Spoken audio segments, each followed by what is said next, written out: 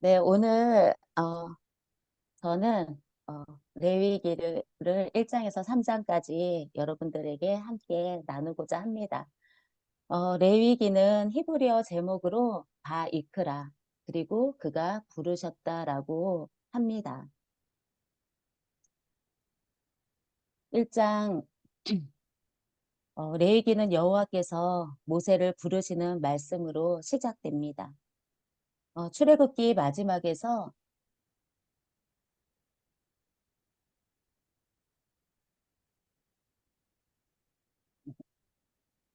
출애굽기 마지막에서 모세는 여호와께서 말씀하시는 모든 일을 마쳤습니다. 구름이 회막을 덮고 주님의 영광이 성막에 가득 찼습니다. 모세는 회막에 구름이 머물고 주님의 영광이 성막에 가득 찼으므로 성막 안으로 들어갈 수 없었지요. 하나님께서는 하나님께로 가까이 나아올 수 없는 모세를 먼저 불러주십니다. 모세에게 이스라엘 자손에게 말하여 이르라 하심은 모세를 하나님이 왜 부르셨는지를 알 수 있게 합니다. 하나님이 이스라엘 백성을 애굽에서 구원하신 이유는 그들 가운데 거하여 그들의 하나님이 되기 원하셨기 때문이라고 말씀해 주셨습니다. 말씀하신 것처럼 하나님은 성막을 통해 성막에 임재하신 하나님을 통해 이스라엘과 함께 하기를 원하시는 하나님이심을 성막에 임재하신 영광으로 하나님의 선하심과 신실하신 사랑을 나타내 주셨습니다. 그런데 모세가 하나님께 나아가지 못하였음은 하나님이 임재하신 것만으로 해결되는 것이 아니라 해결해야 할 것이 남아 있음을 알게 됩니다. 하나님은 거룩하게 될지라 거룩하게 하며 거룩하게 하여 이렇게 하나님께서 거룩하게 하시겠다는 것을 거듭 말씀하십니다. 모세를 불러 앞으로 하나님께서 행하실 일이 바로 이 거룩에 대한 일인 것을 알 수 있습니다. 그리고 모세에게 이르시는 말씀이 너희 중에 누구든지 여호와께 예물을 드리려거든. 하나님은 이스라엘 백성을 향해 하나님께 나아오기 위해서는 예물을 드리라고 말씀을 하십니다. 이 예물은 히브리어로 코르반이라고 합니다. 코르반의 의미는 하나님께 더 가까이 나아감을 얻은 사람이 하나님께 더 가까이 다가갈 수 있는 자격을 얻기 위해 하나님께 드리는 예물이라는 뜻을 가지고 있습니다. 이러한 의미를 더해 1장 2절을 이해하면 이렇게 볼 수 있습니다. 너희 중에 누구든지 여호와께 가까이 더 깊이 나아오고자 하는 자는 희생 예물을 통해서 나올 수 있다. 성막의 완성 이후 모세를 부르시고 가장 먼저 가르쳐 주신 것이 하나님께 가까이 나오는 방법이라는 사실을 통해 하나님이 얼마나 우리와 연합하기를 강렬히 원하시는지 알 수 있습니다. 성막에 이미 들어와 기다리고 계신 하나님께 가까이 나아감을 얻기 위해서 그리고 친히 우리와 만나기 위해서 하나님이 우리를 바이크라 하셨습니다. 하나님께 가까이 나아감을 얻기 위해 하나님이 가르쳐 주신 첫 번째 코르반, 희생 제물의 제사는 번제입니다. 번제는 히브리어로 올라입니다. 번제 올라는 위로 올라가다, 하늘로 오르다라는 뜻으로 연기가 제단에서부터 하늘로 올라가는 것을 의미합니다. 70인역에서 유대학자들은 올라를 전부 태우다는 의미로 번역을 했습니다. 이는 번제가 희생제물의 가죽을 제외한 전부를 다 태워 하나님께 향기로운 냄새로 올려드리는 제사라는 의미를 반영한 것입니다.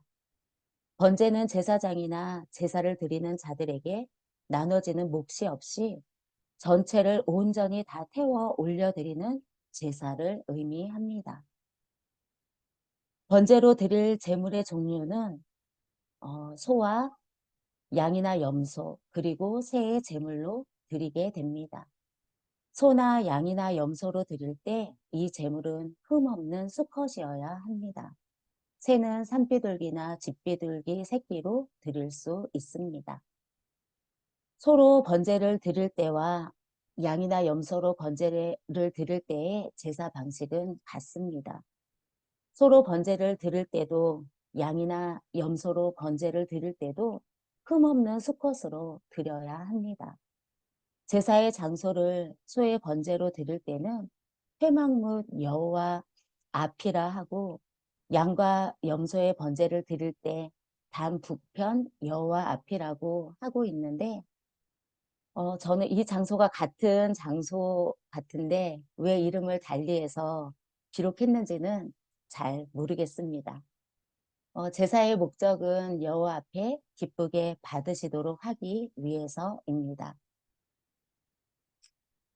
제사의 방법을 보려고 하는데 이렇게 그림으로 찾아보았어요. 잘 나와서 이것을 보면서 설명하면 좋을 것 같습니다. 그림에서 보면 첫 번째, 제물로 드릴 짐승을 구별하여서 이 제사를 드리는 자가 가지고 나옵니다. 하나님께 드리는 것은 흠이 없는 것을 가지고 와야 하는 것이죠. 제물 드리는 사람이 제물의 머리에 손을 대고 안수를 합니다. 세 번째 그림에서 보면 제사를 드리는 자가 번제물을 칼로 죽입니다. 제사장은 목에서 흐르는 피를 그릇에 받고 있습니다. 제사장들이 제물의 피를 제단 사방에 뿌리고 제사를 드리는 자는 다섯 번째 그림과 같이 제물의 가죽을 벗기고 가죽은 제사장의 소유가 됩니다. 제물의 각을 제사 드리는 사람이 뜹니다. 제물의 머리를 자르고 각 부위를 잘라서 제사장에게 줍니다. 제사장이 제단에 나무를 벌려놓고 제물을 올립니다. 그러면 제사 드리는 사람은 내장과 정강이를 그릇에 담아 씻은 후에 제사장에게 주고 제사장은 번제단에 올려놓습니다. 제사장이 제물을 불살라 드림으로 번제가 드려지게 됩니다. 제사를 드리는 자가 하는 일과 제사장이 하는 일을 비교해서 보면 이 표와 같습니다. 아까 그림에서도 설명해 드렸는데 이 제사를 드리는 자가 하는 일과 제사장이 하는 일을 비교해서 보면 제사를 드리는 주체가 되는 자는 제물을 드리는 자, 바로 제사를 드리는 자가 주도적으로 이 일을 하고 있는 것을 보게 됩니다. 하나님은 왜 제사 드리는 자가 제사를 드리는 일에 주도적으로 제사를 드리게 하였을까요? 이런 질문이 제 안에 들게 되었습니다. 하나님은 하나님께 나오는 방법으로서 제사를 알려주실 때 그 이유는 하나님이 우리와 함께하고 싶어 하시기 때문이라고 하셨습니다. 하나님은 당신의 백성들과 함께 하고 싶으셨지요. 함께하고 싶은 하나님이 하나님께서 가르쳐 주신 방법으로 하나님께 나아오는 자들이 어떻게 나아오기를 바랬을까를 생각해 보니 하나님이 당신의 백성들과 함께 하고 싶으셔서 적극적으로 주도적으로 행하신 것을 알게 되었어요. 하나님도 우리를 만나기 위해 만나고 싶으셔서 나아오시는 하나님의 모습이 주도적이셨고 적극적이셨던 것이었지요. 하나님께로 나아오는 백성들도 이와 같이 하나님과 같은 심정으로 나아오길 바라지 않으셨을까라는 생각을 해보게 되었습니다. 제사를 드리는 사람에게 더 적극적이고 주도적인 일을 하게 하신 것은 바로 이런 하나님의 마음이 담겨 있는 것이 아닐까 하는 생각을 하게 되었습니다. 새해 번제는 산비둘기나 집비둘기 새끼로 제물을 드릴 수 있습니다. 앞에서 소의 번제와 양과 염소의 번제는 제물을 잡는 것이 또 제사를 드리는 자의 일이었는데, 새해 번제는 제사장이 이 일들을 하고 있는 것을 보게 됩니다. 제사장이 제단으로 산비둘기나 집비둘기 새끼를 가져다가 그 머리를 비틀어 끊습니다. 제단 위에 불 사르고 그 피는 제단 곁에 흘립니다. 무의 주머니와 그 더러운 것을 제하여 제단 동편 재 버리는 곳에 던지고 그 날개 자리에서 그 몸을 찢되 아주 찢지는 않습니다. 제단 위에 불 위에 있는 나무 위에서 불사 르며 이 제사를 드리게 됩니다. 집비둘기나 산비둘기 새끼를 제물로 가져와 드리는 이유는 경제적인 이유 때문입니다. 산비둘기나 집비둘기 새끼는 다른 동물에 비해 비교적 저렴하고 접근하기가 쉬웠습니다. 하나님은 모든 사람들이 하나님께 가까이 나아오길 원하셨기 때문에 개인의 형편도 고려해 주셔서 작은 예물을 통해서도 하나님께 나아갈 수 있는 길을 열어주신 것입니다. 9절, 13절, 17절에서 3번 반복되고 있는 것이 이는 화제라 여호와께 향기로운 냄새니라. 화제는 제사의 종류가 아니라 제사 드리는 방법을 말하는데 불로 태우는 제사를 말합니다. 향기로운 냄새는 창세기 8장 20절에서 21절에 노아가 방주에서 나와 하나님께 번제를 드렸을 때 하나님께서 그 번제를 향기로 받으셨다라고 처음 말하고 있습니다. 하나님께서 향기를 받으셨다라는 것은 무엇을 의미하는 걸까요? 하나님이 제물을 기뻐하시고 받아주신다는 의미입니다. 제물을 통해 드리는 자의 헌신과 예배가 하나님의 마음에 기쁨을 주고 받아들여졌다는 것이지요.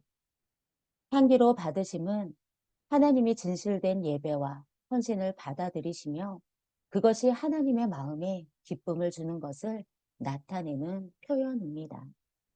하나님이 기뻐하시는 이유는 무엇 때문일까요?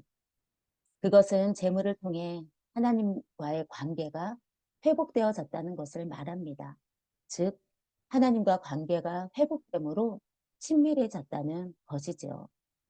하나님이 기뻐하시는 것, 향기로 받으셨다는 것은 결국 하나님과의 관계가 회복되는 것, 친밀해지는 것이며 하나님은 당신의 백성과 관계가 회복되고 친밀해지기를 간절히 바라고 원하신다라는 것을 알 수 있습니다.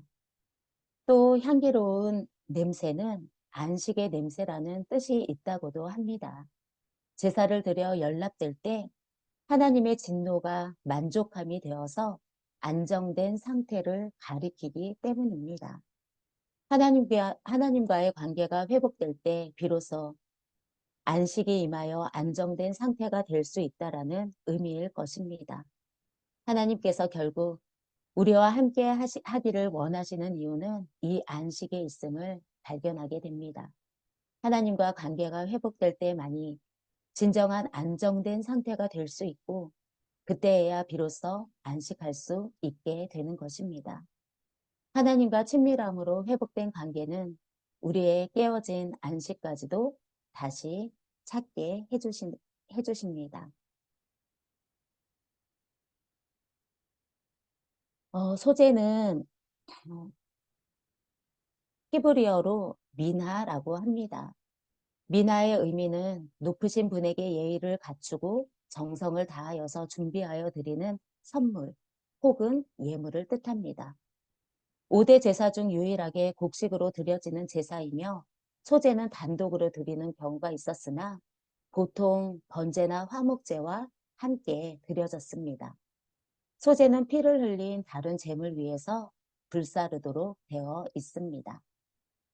또 다양한 방법으로 드려지게 되는데 상번제로 드릴 때 절기 때 드리는 제사에서 소제로 드려졌고 나실인의 서원 기간이 끝났을 때에도 소제를 드립니다. 감사제를 드릴 때 제사장의 임직식 때에도 소제를 드렸습니다.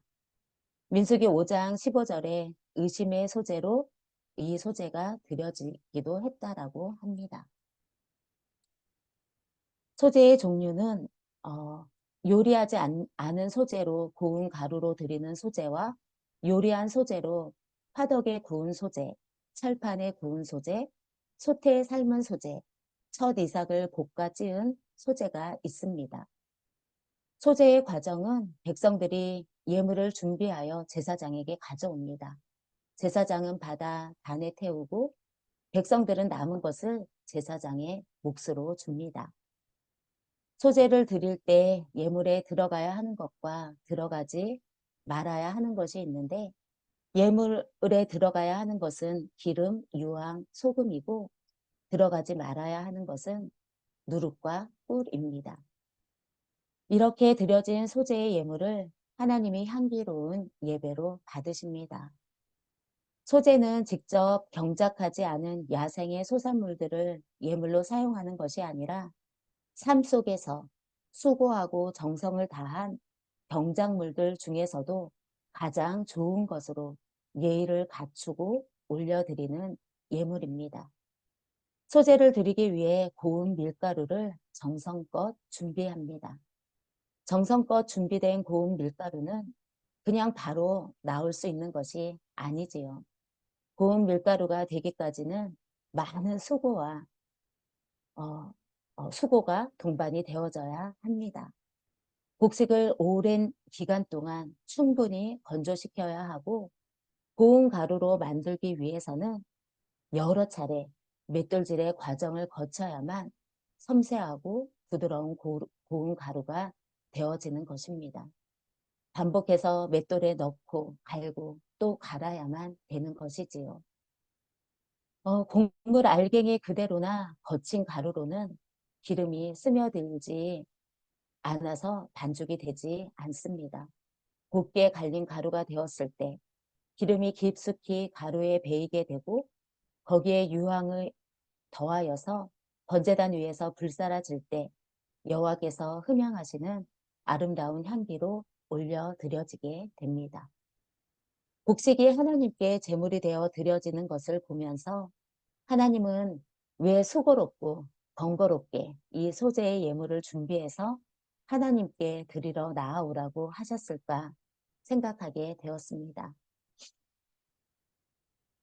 중요한 것은 이 수고로움을 하나님께서 원하셨다라는 것입니다. 수고롭게 나오기를 원하신다는 것은 반대로 대충 나오기를 원하지 않는다는 것을 의미하기도 하겠지요. 하나님은 우리의 수고를 왜 원하시는 것일까요? 그렇다면 또 우리가 해야 하는 이 수고는 무엇일까요? 우리가 우리의 능력으로 무언가를 하려고 더 열심히 해야 하는 것일까요? 하나님께서 소재를 드릴 때 누룩이나 꿀을 넣지 말라고 하시는 명령에서 저는 이 답을 좀 찾아보았습니다. 넣지 말라고 하는 누룩이나 꿀은 죄를 상징하고 있는데 하나님이 우리에게 요구하시는 수고는 어쩌면 죄와 싸우기를 더욱 힘써야 하는 것이 아닐까 하는 생각이 들었습니다. 하나님은 우리가 거룩해지기를 원하시고 또한 그것을 기뻐하십니다. 우리가 거룩해질 수 있는 유일한 길은 하나님 안에 거하는 것이지요. 그런데 하나님 안에 거할 수 있는 자격은 죄의 용서함을 받은 자가 하나님 안에 거할 수 있다라는 것입니다. 하나님은 우리가 죄와 힘써 싸우기를 원하십니다. 이것이 우리가 힘써야 하는 수고가 아닐까요? 죄와 싸우기를 피 흘리기까지 해야 하는 것. 이것이 우리가 하나님 앞에서 드려야 하는 수고인 것 같습니다. 소재를 드릴 때 하나님이 넣지 못하게 한 것이 바로 누룩과 꿀이라고 했습니다. 누룩과 꿀은 전통적으로 음식을 만들 때 사용되는 제물입니다. 이들은 보통 단맛이나 발효를 연상시킵니다. 일반적으로 누룩은 발효나 시간이 필요한 과정을 상징하고 꿀은 달콤함과 보상을 상징한다라고 합니다. 발효성이 있는 누룩과 꿀은 본질을 부풀리게 합니다. 하나님께 나아오기 위해 드리는 포르반에 부풀려서 과장되게 하는 것을 막기 위해 인위적으로 추가하지 말라고 한 것 같습니다. 이것은 하나님께 드리는 포르반에 자기의 생각과 방법을 추가하지 말고 더 크고 많아 보이게 하지도 말며 있는 그대로 드려야 하는 것을 의미합니다. 발효의 과정을 일으키고 촉진시키는 누룩은 부패나 변질을 일으키는 것이며 그 발효성이 가지고 있는 확산력이라는 측면에서 죄성을 상징한다고 합니다. 하나님께 더 좋은 것을 드리기 위한 의도라고 말하지만 사실 인간의 만족을 위한 달콤한 자극의 요소를 추가한 것으로 하나님께 나아가는 것과 누룩을 넣어 부풀려 보이게 한 것으로 하나님께 나아가려는 것을 하나님은 기뻐하지 않으십니다. 누룩을 넣지 않은 것이나 소금을 치는 이유는 재물이 부패하지 않고 깨끗하게 보존되게 하기 위해서입니다. 부패하지 않고 깨끗하게 보존한다는 것은 영원성을 의미하며 이런 의미에서 하나님은 재물에 소금을 치게 하셨습니다. 또한 소금 언약을 통해 하나님과 우리가 변치 않는 영원한 언약적 관계이며 언약적 관계 안에서 서로를 향한 의무가 있다는 것을 말씀하셨습니다. 민수기 18장 19절의 소금 언약은 제사장과의 소금 언약이고 역대하 13장 5절의 소금 언약은 다윗 왕과의 소금 언약을 말하고 있습니다. 제사장과 왕은 모두 기름 부음 받은 자들로 메시아와 함께 영원한 그의 나라에서 다스릴 자들입니다. 하나님이 소금 언약을 맺으셨다는 것은 우리가 기름 부음 받은 왕과 제사장이 되어 영원히 그분의 나라에서 다스릴 자들이 될 것이라는 것을 예표해주고 있습니다. 하나님이 우리와 맺으신 언약은 결코 부패하거나 변하지 않으며 영원한 것입니다. 첫 이삭을 소재로 드릴 때 너는 첫 이삭의 소재를 여호와께 드리려거든 첫 이삭을 볶아 찌은 것으로 어, 내 소재를 삶되 그 위에 기름을 붓고 그 위에 유향을 더할지니 이는 소재니라. 제사장은 찌은 곡식과 기름을 모든 유향과 함께 기념물로 불사를 지니 이는 향기로 드리는 화제니라 라고 가르쳐 주고 있습니다. 첫 이삭을 어, 소재로 드릴 때 첫 이삭뿐만 아니라 소재로 드릴 때 어, 소재의 제물인 고운 가루에 어, 넣어야 했던 것이 있었습니다. 그것은 기름과 유향, 소금이었지요. 수많은 우리가 아까 앞에서 이렇게 볼 때 꼭 넣어야 하는 것이 바로 이 기름과 유황과 소금인데 이것은 고운 가루에 넣어야 했던 것이었습니다. 고운 가루가 나오기까지의 과정을 아까 앞에서도 말씀해 드렸던 것처럼 이 고운 가루가 된다라는 것은 이 수많은 연단의 과정을 거쳐 어, 나올 수 있는 것이 바로 고운 가루입니다. 이것을 볼 때 고운 가루는 우리를 하나님의 성품으로 변화시켜주는 하나님의 연단의 훈련과 같은 것을 보게 됩니다. 나의 가는 길을 오직 그가 아시나니 그가 나를 단련하신 후에는 내가 정금같이 나오리라.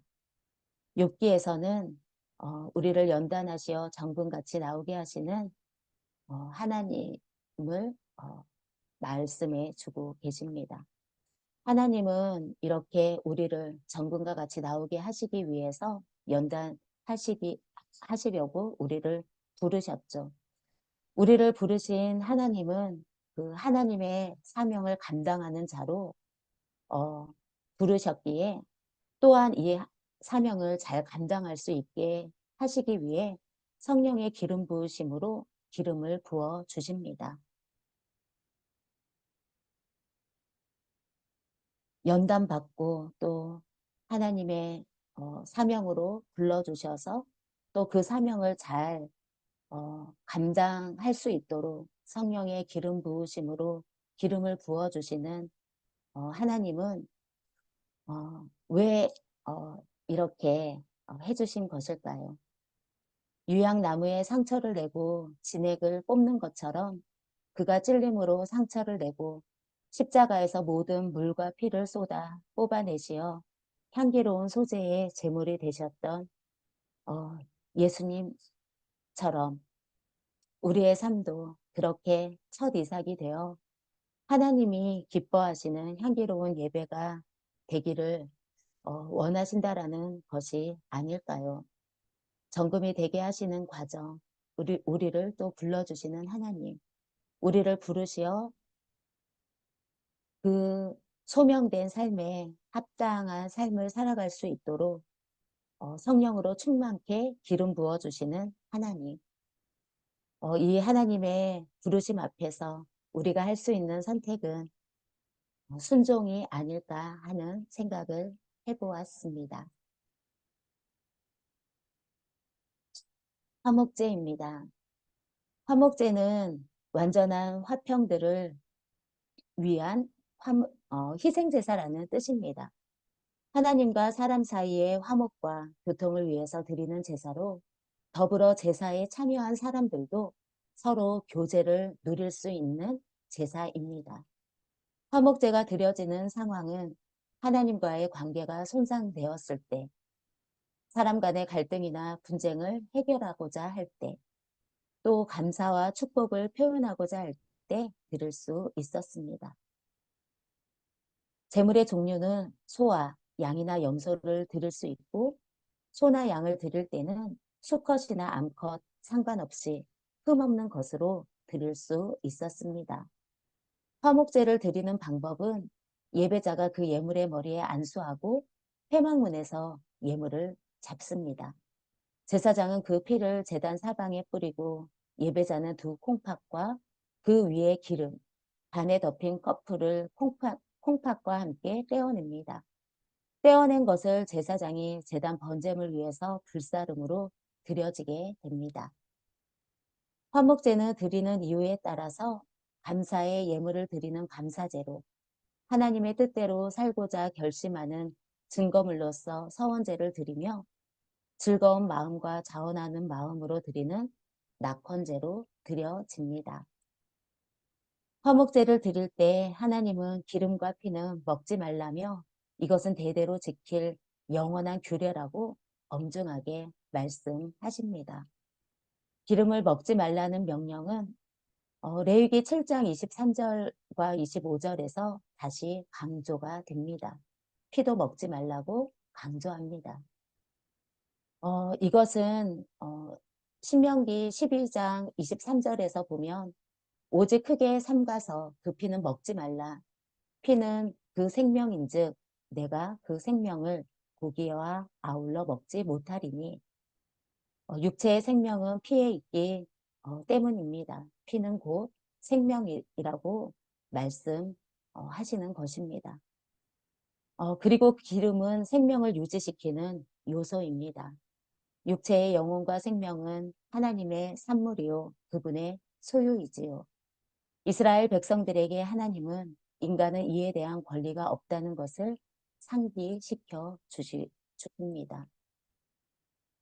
번제와 화목제의 다른 점을 살펴보면 제물과 제사 방식에 그 다른 점이 있음을 보게 됩니다.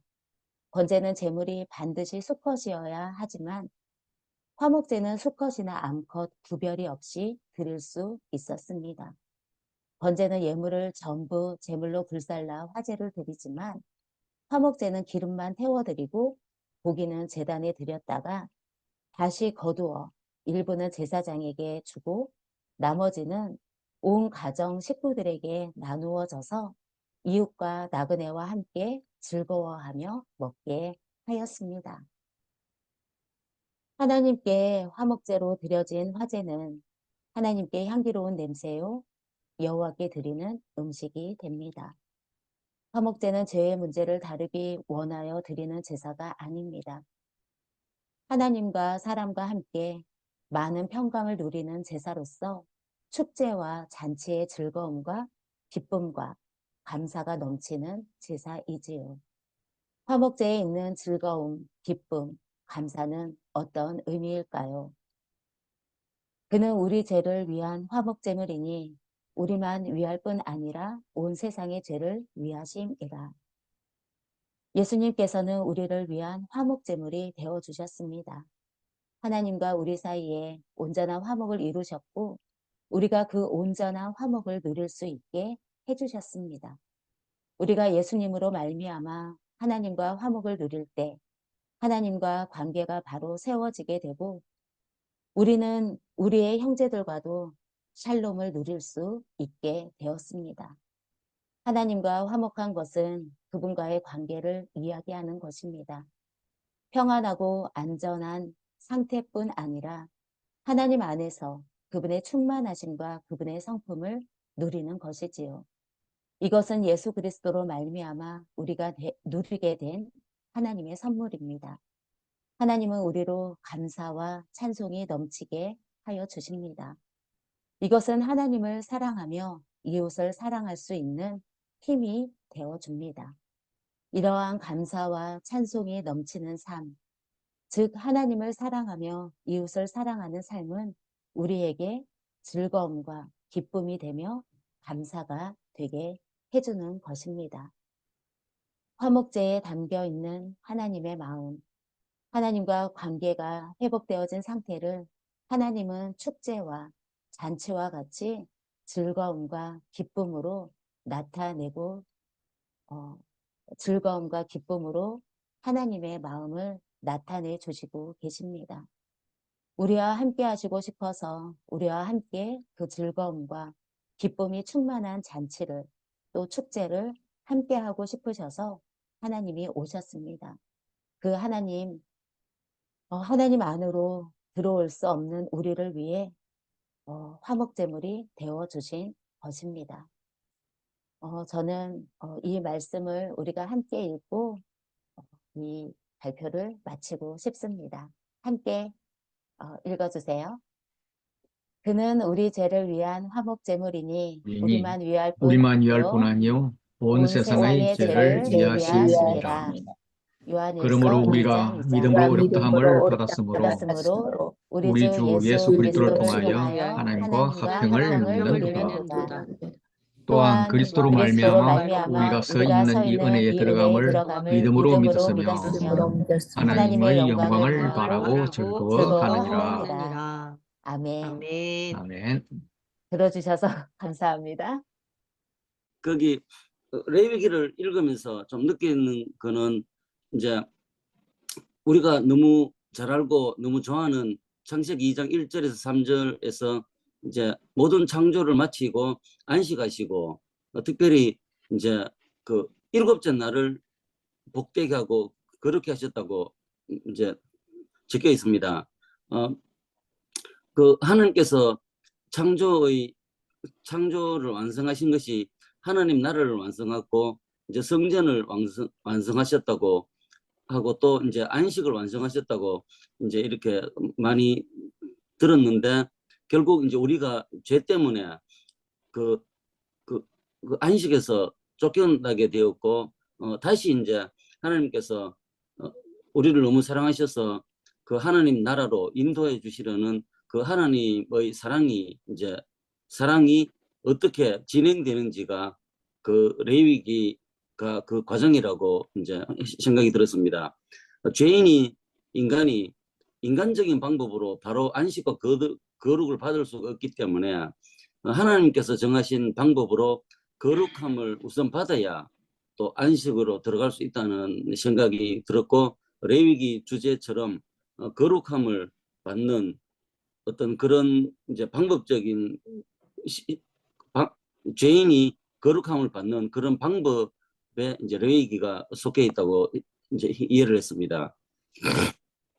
이제 그 에덴 동산에 이제 하나님과 같이 이제 거닐면서 같이 있던 그 행복한 것을 이제 창세기 성경의 처음에 나타나 있고 이제 계시록 마지막에 이제 새 예루살렘 새 하늘과 새 땅에 그 예루살렘에 하나님께서 전능하신 이와 어린 양이 성전이 되시고 사람들이 이제 그리로 들어가는 그런 것을 설명하면서 우리가 부활 후에 어떤 상태로 가는지에 대한 소망을 주시고 계시록에 있는 것처럼 하나님께서 계속 그 어떤 사역을 하시는지 창세기부터 계속 진행되는 그 과정을 볼 수 있는 것이 하나님께서 우리를 얼마나 사랑하시는지 알 수 있는 그 레위기의 내용이라고 이해를 했습니다.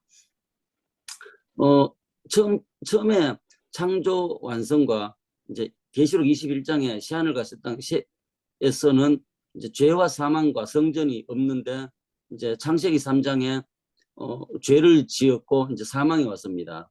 그리고 출애굽기 40장에는 이제 성막이 완성되고 이제 그 성막에서 행해질 번제나 이런 레위기의 성막에서 행해질 여러 가지 하나님께 대한 어떤 그런 예배에 대해서 레위기가 적혀 있다고 봤습니다. 솔로몬에는 성전이 완성되었고 이제 남유다가 멸망하면서 성전이 파괴되었고 이제 예수님이 오셔서 오순절 날 몸이 성전이 되고 이제 예수님께서 율법과 이제 율법을 완성하시고 안식을 완성하셨다고 되어 있고 이제 예수님 재림하시면은 이제 완전한 이제 안식에 있는 걸로 이해했습니다. 그래서 성막과 성전이 왜 생겼고 레위기가 왜 있는 이유가 이제 마지막 우리가 가야 될 그 새하늘과 새 땅에서 누려야 할 것을 누리기 위해서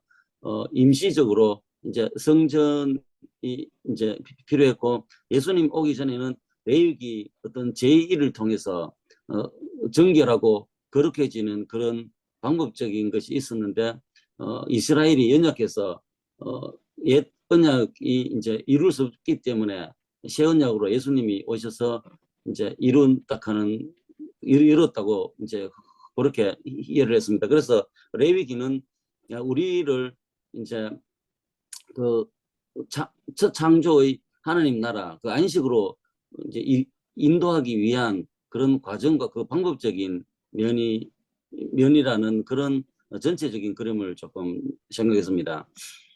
레위기 주제가 너희는 내가 거룩한 같이 거룩하라 하는 그 의미가 거룩해야만이 안식에 이룰 수 있고 하나님과 교제할 수 있기 때문에 그 거룩해 하는 실제적인 방법 하나님께서 하나님의 방법으로 이룩해 한 그 방법에 대해서 레위기가 있다고 그렇게 조금 이해를 했습니다.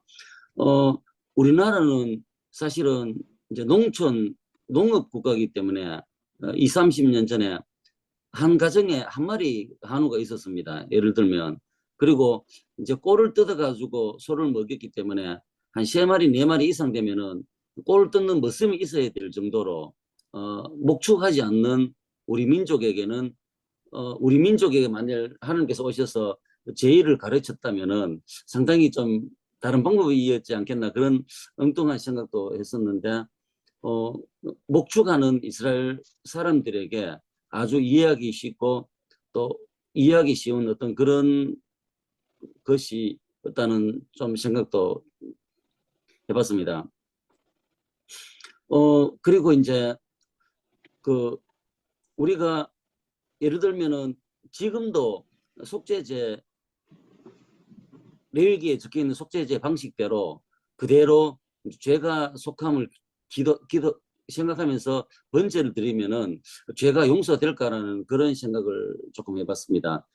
그게 무슨 말이냐면은 모세가 지팡이를 던져서 비찰빈을 던져라고 했을 때 하나님 말씀대로 던졌을 때 이제 뱀이 된 것은 지금도 만약 지팡이를 던지면은 그게 뱀이 되겠냐 이제 어떤 그런 개념으로 하나님께서 하나님의 방법으로 이렇게 하면 이렇게 될 것이라는 저는 시작이 이제 모세를 부르는 것부터 시작해서 우리가 제사 지내는 방법, 이제 제사를 통해서 죄가 용서되는 그 의미도 하나님이 우주 만물이 주권자이시고 하나님이 재판장이시기 때문에 이렇게 하면은 죄가 용서를 해주겠다는 그런 이제 것이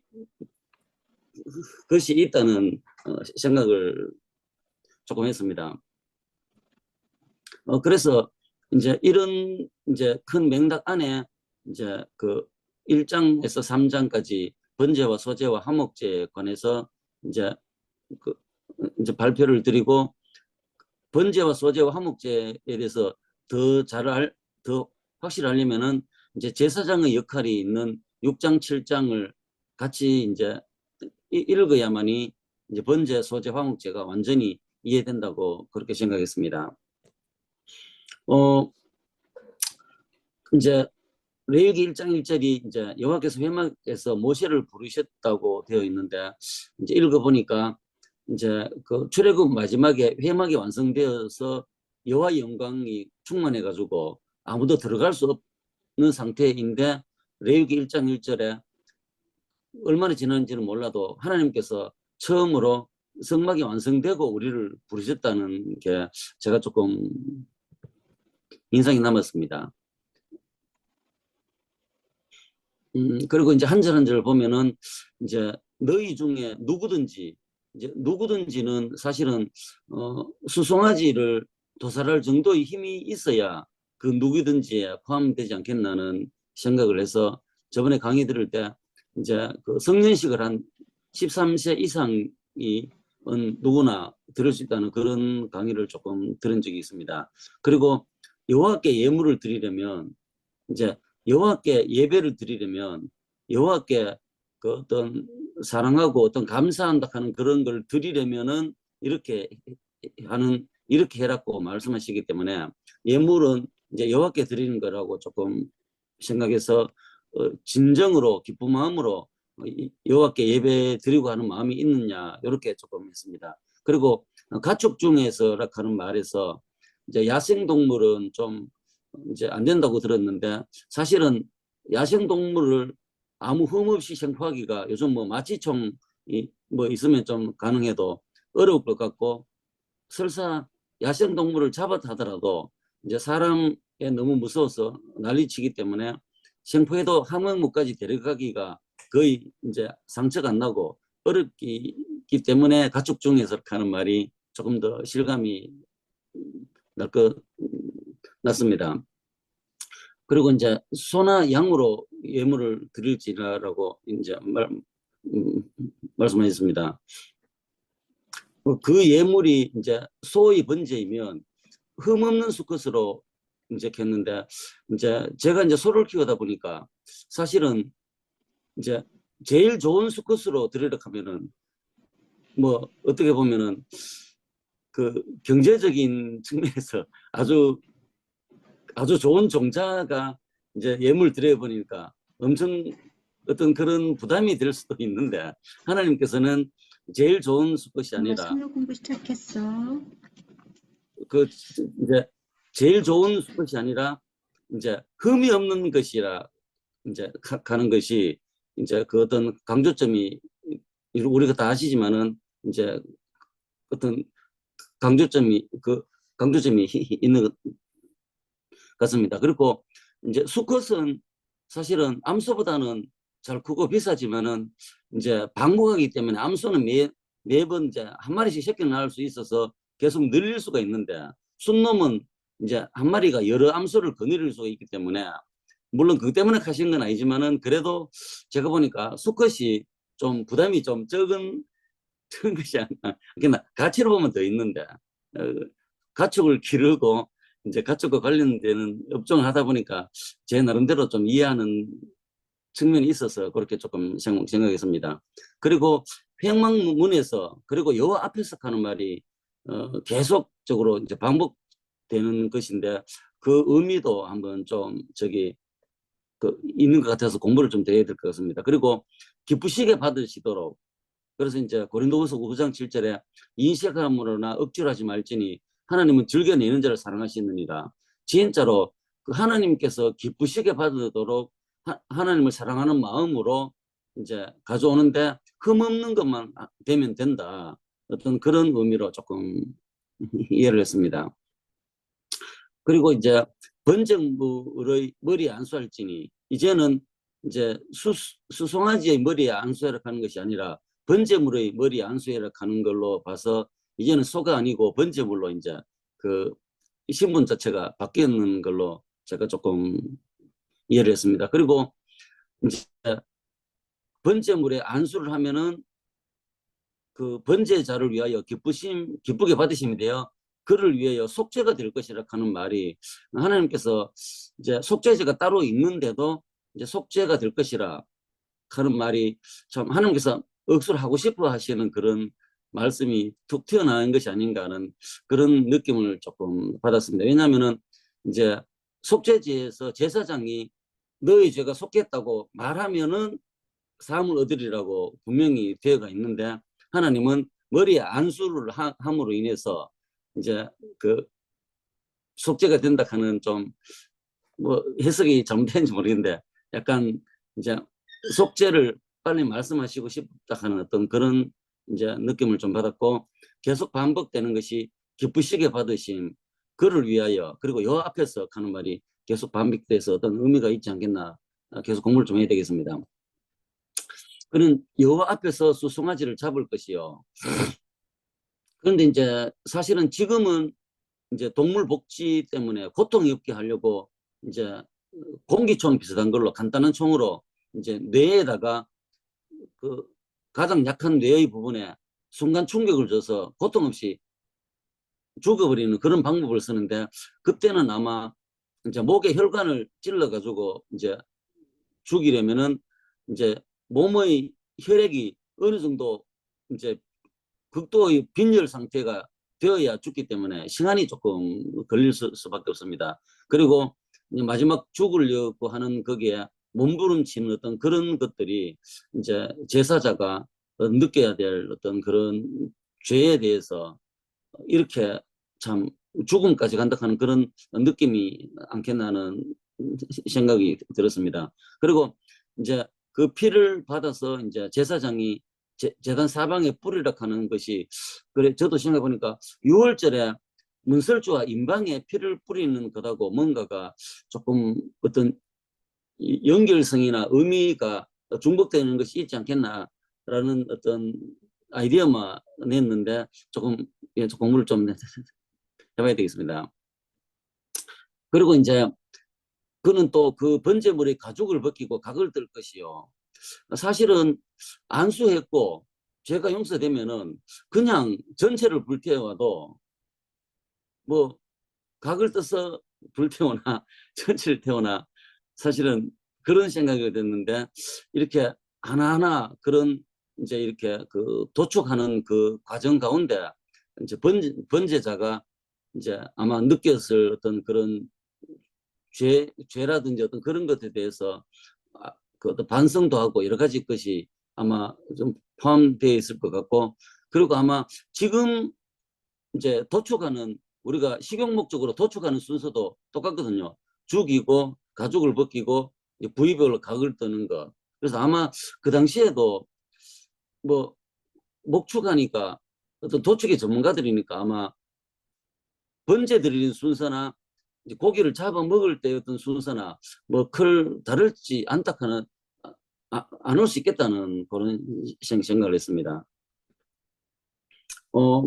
제사장 아론이 해야 될 일입니다. 불을 붙이고 또 이제 그 각든 것을 기름을 나무에 벌려놓고 불을 한다 하는데 이제 제사장이 할 일입니다. 그래서 제가 좀 생각한 게 그 제사자가 번제 과정에 느낌이 있듯이 제사장은 어떤 느낌을 느꼈을까라는 그런 생각을 조금 했었는데 아마 제사장의 역할이 율법을 가르치는 사람이니까 저 사람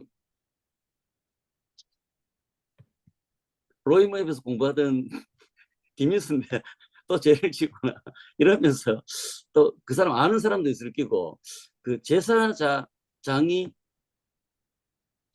번제나 속죄제를 치르면서 그분들이 또 느낄 어떤 그런 것들도 하나님께서 생각하지 않았나도 생각을 조금 들었고 그리고 이제 불 위에 이제 이거 뭐 사실은 소를 잡아가 땅에 매장을 해도 똑같은데 불을 꼭 이제 불 떼는 게 뭐 마지막 심판에 불심판이 있던 그런 거하고도 연관되어 있는지 조금 이렇게 생각을 해봤습니다. 그리고 이제 내장과 정강이를 씻을 것이요. 이제 영어로 보니까 이너 파트 해가지고 아마 오장육부인 것 같습니다. 내장이. 근데 정강이는 사실은 발목, 이 레그 하는 영어가 뭐 허벅지부터 발목까지인지 무릎부터 이제 발바닥까지인지 원래는 이제 정상 식용도 쪽은 이제 발목에서 절단해가 몸 전체로 붙이고 발목은 따로 하는데 아마 이제 씻으러 하는 것이 창자 안에 있는 음식물을 다 꺼내서 씻으러 가는 건지 그거는 잘 모르겠는데 좀 이따 보면은 이제 쇠로 번제를 드리면은 모이 주머니와 모이 주머니 안에 있는 음식물은 이제 다른 데서 이제 이렇게 해락하는 그런 의미도 보니까 쇠는 모이 주머니와 그 음식물이 너무 적은데도 그렇게 말씀하시고 이제 수송아지는 그 이너 파트 오장육부에 그 음식물까지 다 하는지 보는 거는 제가 이것만으로는 해석이 조금 어려운 것 같습니다. 그리고 이제 여호와께 향기로운 냄새니라 하는 데서 참 이거 전에는 이해하기 어려웠는데 이제 죄가 사해지고 제사자가 이제 정결하게 되는 면에서는 아주 기쁜 냄새인데 그러면은 제사자와 제사장은 이제 똑같이 하나님이 느꼈다시피 한결롭게 느꼈을까라는 그런 생각을 했는데 예 그런 생각도 한번 해봤습니다. 그리고 이제 그 수송아지가 아니고 양이나 염소의 번제이면은 이제 그 번제 절차는 거의 비슷한데 이제 차이가 제단 북쪽 요 앞에서 그거 잡을 것이라고 되어 있는데 요것도 뭐 성경 본문으로는 해석이 어려워서 조금 이제 숙제로 남겨놨습니다. 이제 그 이제 쇠의 번제를 드리면은 이제 15절에 그것의 머리를 비틀어 끊고라고 되어 있는데 사실은 이제 강준 장로님이 저번에 어릴 때 이제 닭을 잡을 때 아마 닭의 목을 칼로 베버리면은 이제 피도 나고 막 다다닥 끓이기 때문에 놓치면은 온 사방이 피인데 사실은 이제 최근에 닭을 잡을 때 머리와 이제 제1경추를 비틀어 끊어버리면은 이제 피가 안 나고 이제 고통 없이 빨리 죽는 방법이 있는데 저도 이 성경을 읽다가 머리를 비틀어 끊고 가는 게 이제 머리와 제1경추 첫 번째 뼈 마디를 이제 이렇게 손가락으로 확 꺾어버리면은 꺾어진데 그걸 말하는 거라고 생각해서 이제 깜짝 놀랐거든요. 그런데 이제 새는 제사장이 직접 잡는다 하는 것이 이제 너무 작아서 그런 건지 이제 예, 좀 그렇습니다. 그래서 16절에 모이 주머니와 그 더러운 것은 바로 이제 그 제거하여 근데 모이 주머니만 제거하면은 그 안에 더러운 것이 그대로 있어서 그 더러운 것은 말할 필요가 없는데 그 더러움까지 제거해라 하는 그 말이 뭐 또 어떤 그 수송아지 잡는 거하고 조금 다른 방법이어서 조금 생각을 해봤습니다.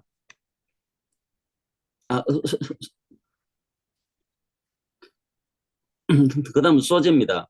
소재는 자꾸 읽어보니까 이제 그 곡식인데 항상 가루로 고운 가루로 만들어가지고 예물을 삼으라고 하는 그게 조금 인상 깊었고 기름과 유황이 있는데 기름은 부스라고 부어버리면은 그 고운 가루하고 좀 섞여버릴 것 같다는 생각이 들어서 그게 어떻게 되는 건지 그리고 유황을 놓아라 하는 거는 이제 유황을 부어버리는 것이 아니라 유황 그릇을 놔라 하는 건지 조금 헷갈리는 이유가 이제 그 고운 가루 한 움큼과 고운 가루 일부와 기름 일부 그리고 모든 유황이 이제 기념물로 재단에 불사해야 하기 때문에 그런 구분을 본다고 조금 생각했습니다. 그리고 또 한 가지는 이제 기념물입니다.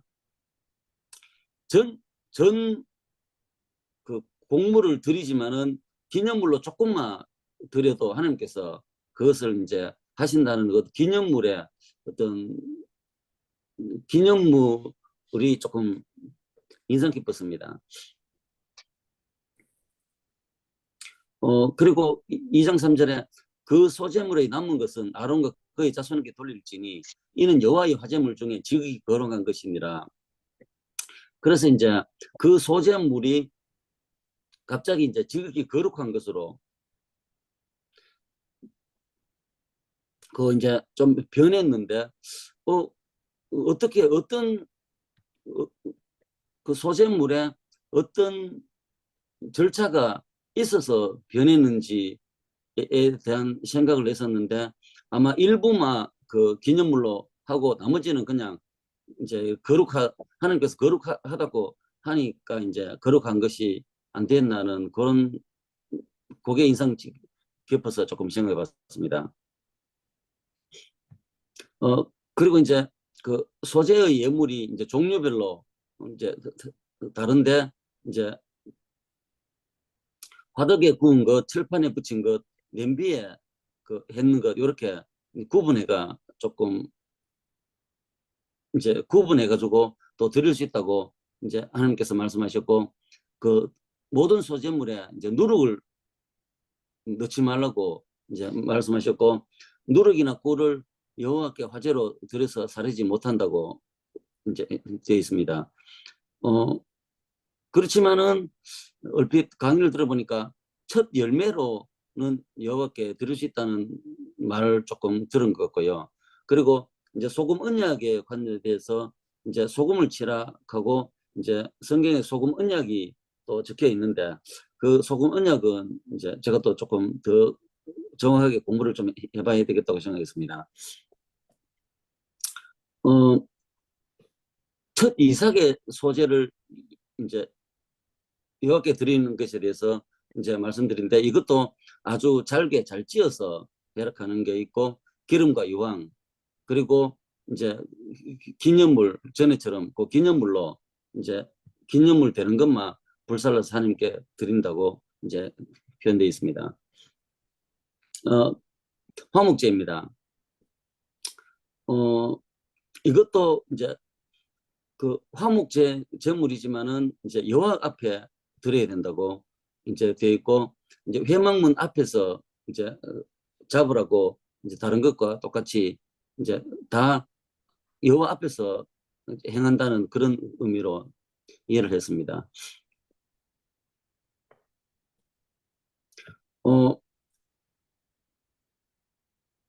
그리고 이제 그 화제로 드릴 부위가 이제 그 기름이 있는 겁니다. 사실은 이제 우리나라처럼 이제 가두어서 키우면은 기름이 많이 있고 마블링이 돼서 이제 구워 먹기가 좋은데 사실은 방목하면은 이렇게 막 다니기 때문에 사실 기름이 좀 참 아주 뭐 풀이 많은 계절에 많이 먹고 기름이 좀 더 생길 수 있는 거지만은 기름이 참 많지는 않을 건데 하나님께서 그 기름은 이제 전부 다 그 이제 그 기름을 하나님께 드리는 걸로 되어 있는데 그 강론 장로님은 기름이 가장 좋다고 이제 말씀을 강의를 들었는데 저는 기름이 건강이 안 좋아서 하나님께서 이제 가져가시는 것이 아닌가 그렇게 좀 생각했고 이 기름은 기념물로 이제 드려지는 것이 아니라 이제 그 기름은 여호와의 것으로 이제 하는 걸로 되어 있다고 이해를 했습니다. 이것도 이제 기름을 불살라서 여호와께 향기로운 냄새다라고 되어 있는데 번제나 다 같이 이제 하나님께서 어떤 기뻐하는 그런 냄새로 조금 이해를 했습니다. 이제 그 화목제 제물에 양은 암소 중에 아무거나 흠 없는 것으로 되어 있는데 염소에 대해서는 암소에 대해서는 조금 이제 나타나지 않은 것 같고 모든 기름은 여호와의 것이니라고 성경에 이제 표현되어 있고 그리고 기름과 피를 먹지 말고 대대로 지킬 영원한 규례라고 표현되어 있습니다. 지금 장로님 하시는 그 강의 들으면서 제가 잠깐 생각했던 거는 첫째 이제 누구든지라고 이야기하면서 그러면 뭐 소잡을 정도는 되어야 제사를 지낼 수 있지 않겠냐는 이야기를 하고 시작하는 것 같더라고요. 그거는 아닌가? 예. 그거는 맞는데, 이제 그 성년식을 하는 한 사람 이상 뭐 하는 걸로 어떻게 강의를 들은 것 같은데, 이제 도축하는 힘이 있으려면은 이제 그 정도로 이제 역으로 좀 해석했는 말 이야기입니다. 그런데 이제 실제로 이제 제사 지낼 때에 그 예수님의 부모님들도 비둘기 2마리 가지고 와서 제사 지냈잖아요. 그러니까 소 잡을 정도의 그런 부자가 아니라 뭐 비둘기 2마리만 있으면 되는 그 아, 요즘으로 아, 치면 뭐 메추라기 정도 되겠죠. 뭐 그리고 뭐 더 그, 심할 경우에는 그냥 곡식 10분의 1 에바니까 한 2.2리터 한 대 조금 더 되게 요 정도 가져가도 제사 지낼 수 있으니까 그거는 이제 좀 오해의 소지가 있을 것 같더라고요. 네, 네, 네, 무슨 말이겠습니다. 예. 그다음에 이제 소를 잡는 사람은 제사장이 아니라 제사자거든요. 그래서 예, 그 예. 도축하는 사람이 전문가가 아니에요. 물론 이제 뭐 평생 매년 제물을 드렸다 그러면 뭐 한 50대면 전문가가 되겠지만 전문가가 아니니까 그 부분도 이렇게 좀 오해가 있을 것 같다 그런 생각이 들었고 어, 기름에 대해서는 이제 그냥 장로님 생각 말씀하시는데 어쨌든 그들의 생각에 기름은 가장 좋은 것이고 그래서 가장 좋은 건 하나님 것이다. 아무도 건들지 말라라는 것이고 이제 또 기름하고 같이 하나님께 불태워 드리는 게 콩팥 부분을 불태워 드려요. 음, 콩팥 이제 그들의 생각에 내장은 사람의 마음이 사람의 내장에 있다고 생각을 했어요. 동물도 마음이 내장에 있다고 생각했고 특별히 콩팥도 있다고 생각을 했답니다. 그래서 콩팥을 드리는 것은 마음을 드린다. 뭐 이렇게 볼 수 있을 것 같아요. 요 정도를 조금 말씀드리고 넘어가야 될 것 같아요. 하도 생각이 많으신 분이라 가지고 제가 그러면 속죄제를 잠깐 소개를 드릴게요. 속죄제는 이름은 시인 오프닝인데 실제로 속죄라는 의미보다는 정결, 정화라는 의미가 더 있습니다. 일단 제사를 번제, 소제, 화목제와 속죄, 속건제로 이렇게 둘을 나누면 번제, 소제, 화목제는 이제 자기가 원할 때 드리는 겁니다. 자기가 원할 때 드리는 것이고 속죄제, 속건제는 뭔가 어떤 상황이 되어서 뭐 제가 재발견시라고 적는 재발견뿐만 아니라 또 뭐 이렇게 정기를 해야 될 그런 상황이 예를 들면 뭐 산모가 아기를 낳고 며칠 지나고 나면 이런 식으로 이제 그때가 되면 반드시 해야 될 의무입니다. 이렇게 구분이 될 수 있을 거고요. 그래서 자원하기 때문에 어떻게 드릴 것인가라는 게 성경에 많이 기록되어 있고 속죄 속건제는 어느 때에 드릴 것인가, 어느 때 무엇을 드릴 것인가, 요게 언제 드릴 것인가가 기본이 되어 있습니다. 주로 나오는 단어는 이제 번제, 소제, 화목제는 화제라 여호와께 드릴 향기로운 제물이다. 이런 표현이 자주 나오고요. 속죄제, 속건제는 죄의 용서, 뭐 정결, 상환, 속죄 이런 단어가 많이 나옵니다. 예. 제가 그 노래하는 성경 레위기 노래 만들 때 1절부터 딱 나오고 나서 딱 보니까 큰일 나는 거예요. 1절에 이제 그 제사 다섯 제사 하면서 이것이 여호와께 드리는 화제 이렇게 끝난단 말이에요. 드리는 제사로 끝나든지 아니면 이게 뭐 기본 5대 제사다 이런 말로 이렇게 끝나야 되는데 아 그걸 오늘 또 보면서 이게 화제라는 것은 요 번제 소제 화목제에서 강조되는 것인데 그게 잘못 적어가지고 곤란스럽네. 물론 속죄 속건제에도 태워드리는 부분이 있기 때문에 뭐 그런 의미에서 화제라고 써도 억지로는 되겠지만 그거 참 키버스 갖고 찬양 만든다 하면서 잘못 만들었다 뭐 이런 생각을 지금 하고 있습니다. 그래서 그걸 없애버릴까 하니까 66개 중에 하나가 빠지고 안 없애자니 문제가 있고 뭐 그렇네요. 5대 제사를 보면은 어, 제사법에 대해서는 번제, 소제, 화목제, 속죄, 속건제 순서로 되어 있습니다. 백성의 관점에서 기술되어 있고 뭐 신학적 관점이라 그러는데 제가 보기에는 요걸 그들이 이제 교차sek구 구조로 본다 그러면 일반인 백성들의 입장에서는 화목제가 제일 중요했던 것 같아요. 그래서 가운데 나오는 것 같아요. 그래서 어, 어쨌든 화목제는 자기들도 고기를 먹을 수 있는 그런 유일한 제사니까요. 그런 거고, 6장 8절부터는 이제 제사장 역할을 기반으로 해서 제사가 나오는데, 번제, 소제, 다음에, 속제제, 속건제, 화목제. 화목제가 제일 뒤에 나와요. 그렇게 되면은 그 중심에 속제제가 들어갑니다. 그래, 제사장의 관점에서는 속죄제가 가장 중요했다. 이렇게 볼 수가 있더라고요. 그런데 이제 전체적으로 분량적인 측면에서는 전에도 말씀드렸지만은 다른 것은 25절을 왔다 갔다 하는데, 속죄제는 그것에 배가 넘는 55절이다. 분량적인 측면에서는 속죄제를 가장 중요시하는 것 같습니다.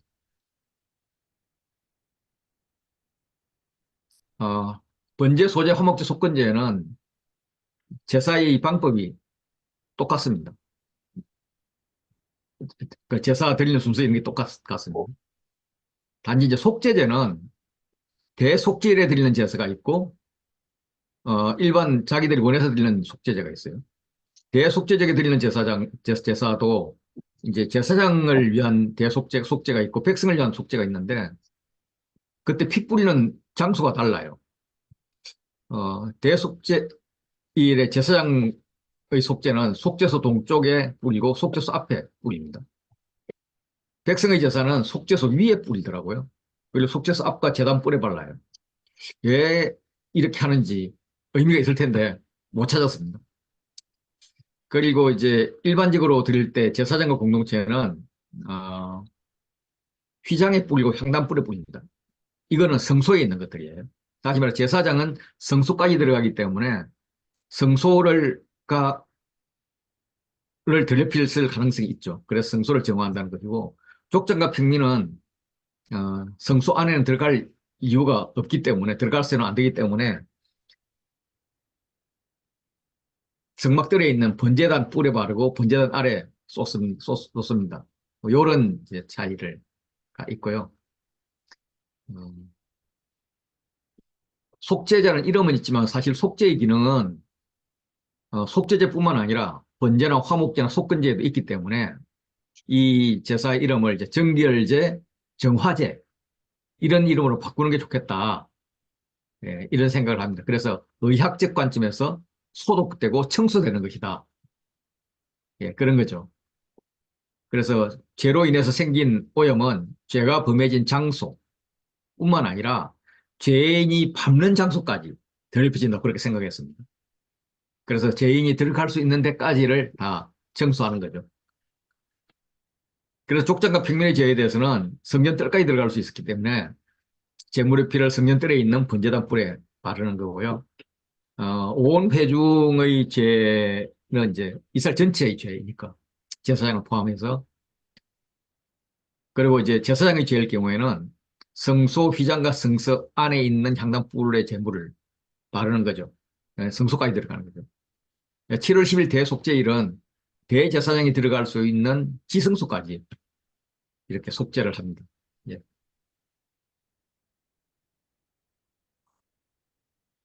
속죄제는 여호와의 계명을 일부러 어긴 것이 아니라 알지 못하는 사이에 되었던 것을 후에 알았을 때 드리는 제사입니다. 그래서 고의적인 죄가 아니고요. 그 죄를 깨달아야 됩니다.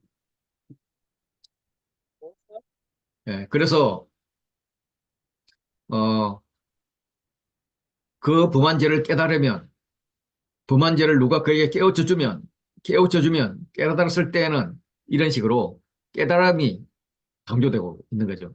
네, 달리 말하면 하나님은 죄지은 인간이 스스로 깨닫기까지 오랫동안 기다려 주시는 거죠. 그래서 죄를 깨달으면 정화할 기회를 주시는 겁니다.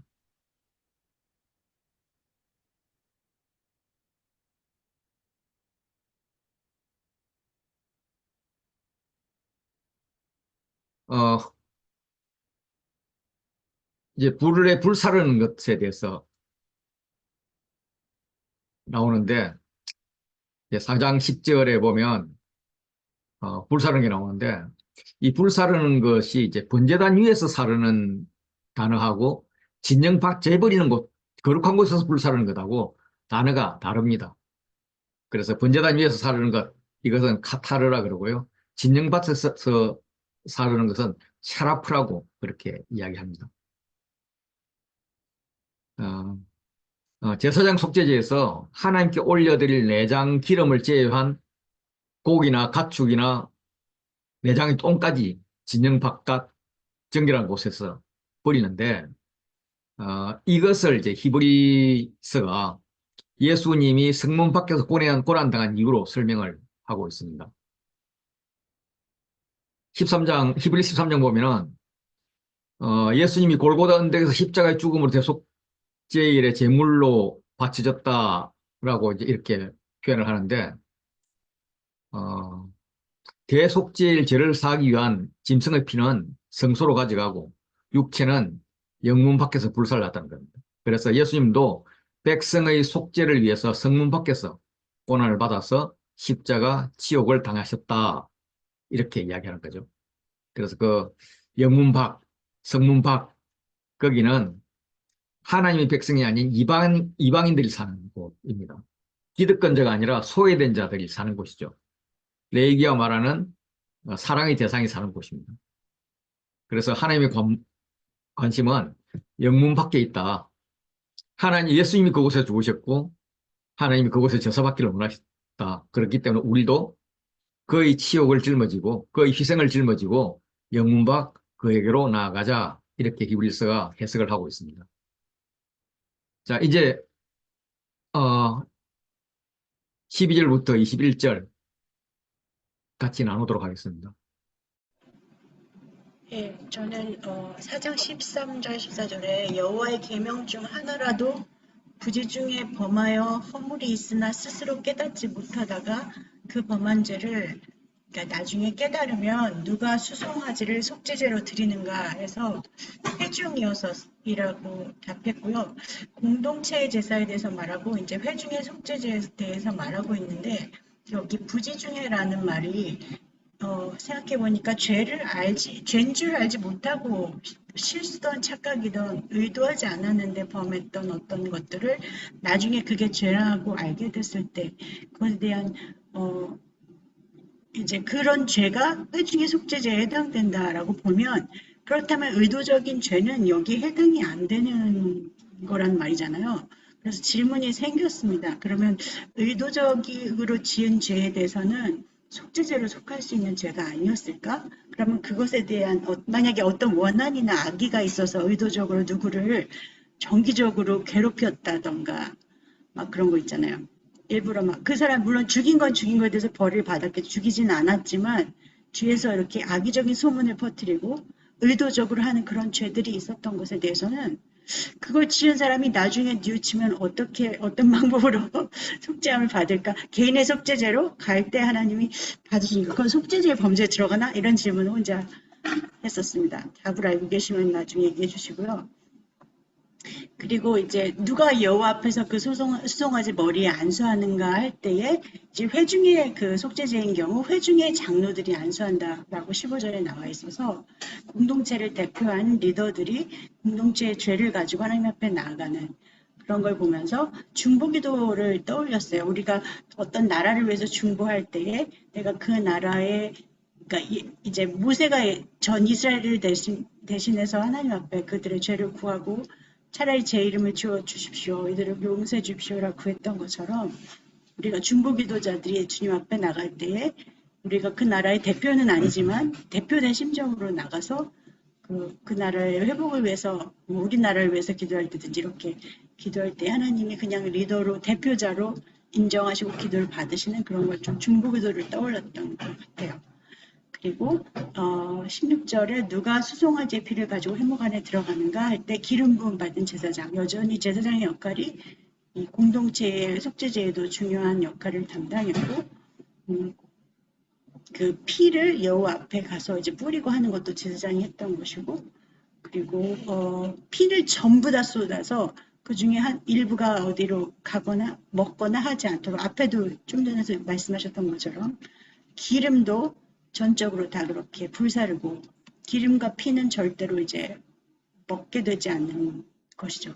그래서 그래서 이제 20절에 보니까 그 수송아지를 속죄제의 수송아지에게 한 것 같이 할 때에 제사장은 누구를 위하여 속죄하는가? 회중을 위하여. 이렇게 한차 질문했습니다. 이상입니다. 아, 예, 저는 그 13절부터 21절까지 보면서 어, 좀 이제 이때 당시에 레위기가 주어질 때는 이스라엘에 왕이 없었기 때문에 이스라엘 자체를 이제 대표할 수 있는 사람들이 그 장로들, 회중의 장로들이었다라고 한다면은 자연스럽게 이게 이제 왕이 생기고 나서는 이 회중의 장로들의 역할을 왕이 했어야 되지 않을까라는 그런 생각을 좀 했었고요. 그러면서 어 조금 이제 그 요즘 이제 정치라든지 사회를 바라보면서 어, 이게 결국에 우리나라 자체가 잘못했습니다. 우리가 정치를 잘못해서 하나님 앞에 죄를 지었습니다. 우리나라가 잘못했습니다라고 하는 어떤 이게 이제 전제가 되어야 되는 뭔가 그게 그때는 이게 필요했고 우리가 최선을 다해서 이렇게 한 거기 때문에 그 죄를 물을 수 없다. 이런 식의 어떤 내용이 나온다면 절대 이 부분에 재산은 들여질 수 없는 게 아닌가라는 생각을 좀 해보게 되었어요. 그래서 어, 이 부분은 결국에 어떤 이스라엘의 통치자가 하나님 앞에 서서 겸비하고 스스로 이제 겸손해질 때, 이렇게 할 수밖에 없는 것이고, 이스라엘의 통치자가 겸손하지 않아서 이 죄를 인정하지 않는다면은, 이 나라가 지은 죄를 결국에 속함받을 수 있는 그런 기회는 사라지는 게 아닌가라는 그런 생각을 좀 해보게 되었습니다. 그래서, 이게 정말 어떤 크게 보면 지금 여기는 이제 나라라고 그 온 이스라엘이라고 되어 있지만 그 단체나 뭐 이런 공동체의 규모를 줄여간다면은 정말 이게 어떤 개인의 문제는 단순히 개인이 책임을 지는 것이지만 이 공동체의 리더라는 게 정말 그 어마어마한 책임을 지고 있고 이 사람이 갖춰야 될 가장 큰 덕목 중에 하나가 하나님 앞에 이 겸손함이라는 것. 이것을 좀 되돌아보게 되었습니다. 들어주셔서 감사합니다.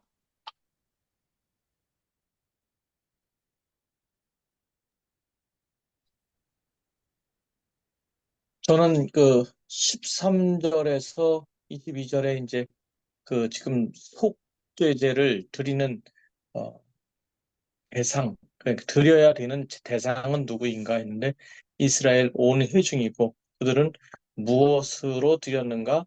수송아지를 드렸고 어떻게 드렸는가? 수송아지 머리에 안수하고 여호와 앞에서 잡아서 그 제사장에게 피를 가지고 가면 제사장은 회막에 들어가고 그 피를 여호와 앞에 휘장 앞에 뿌리고 또 제단 뿔들에 바르고 그 피 전부를 번제단 밑에 쏟고 그리고 기름은 다 떼어 제단 위에 불사른다고 했습니다. 근데 저는 아까 그 강사님께서 말씀하시기를 지금 이 기름을 왜 불태우느냐 그렇게 얘기했는데 지금 3장에 보면은 9절, 10절, 11절 부분에서 그 화목제에서 태워야 되는 그 부위와 이 속죄제에서 태워야 되는 부위가 동일하다라고 설명을 하고 있고요. 그래서 지금 우리가 보는 곳에서는 태워야 되는 부위가 정확하게 안 나와 있지만은 이 화목제를 태워야 되는 부위인 3장 9절, 10절, 11절에서는 그 기름을 태워야 하고 그다음에 두 번째는 어, 내장에 붙어 있는 그 기름 덩어리 그리고 두 콩팥과 허리 주변의 기름 덩어리 그리고 간과 간에 덮인 그 꺼풀 기름 덩어리 콩팥과 함께 불사르라 이렇게 얘기했고 또 이것에 대해서 혹은 말씀하시기를 이 부분이 가장 그 기름지고 맛있는 부위라고 설명을 합니다. 그래서 그 하나님께 드리는 그 봉헌하는 그런 제물은 언제나 최고의 것, 그리고 최상의 것, 그리고 최선을 다해서 드리는 그런 부분이라는 그 설명을 좀 들어봤는데요. 그래서 그 제물의 그런 부분들을 갖다가 완전히 태워서 하나님께 드리는, 특별히 첫 번째 나오는 그 번제 같은 경우는 가죽을 뺀 나머지 모든 부분들을 태워서 하나님께 드리고, 지금 이 속죄제 같은 경우는 그 부분은 남겨놓고 그 기름덩이만 해서 태워서 드리는데, 중요한 것은 가장 좋은 것, 가장 귀한 것, 그것은 하나님의 것이다라고 저는 이해가 되면서, 우리가 죄를 그리고 나서 마지막에 이제 어떻게 되는가? 죄사함을 받는다라고 표현을 한 그 부분이 인상적인 것 같았습니다. 들어주셔서 감사합니다.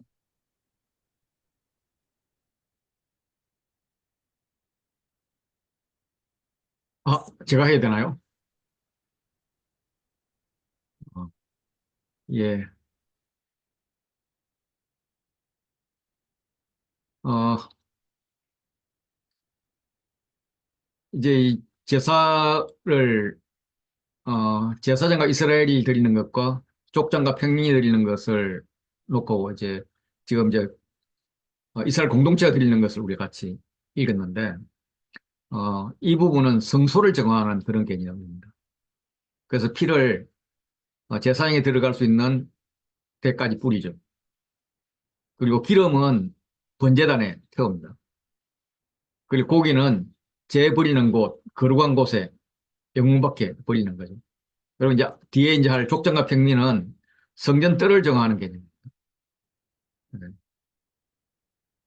그리고 이제 고기는 태우는 것이 아니라 제사장이 먹는 것이죠. 그래서 제사장의 죄가 포함된 고기는 제사장이 먹지 못하고, 제사장이 아닌 다른 사람이 뭐 죄가 포함된 것은 제사장 몫으로 이렇게 챙겨주시는 것이 이 속죄제 같습니다.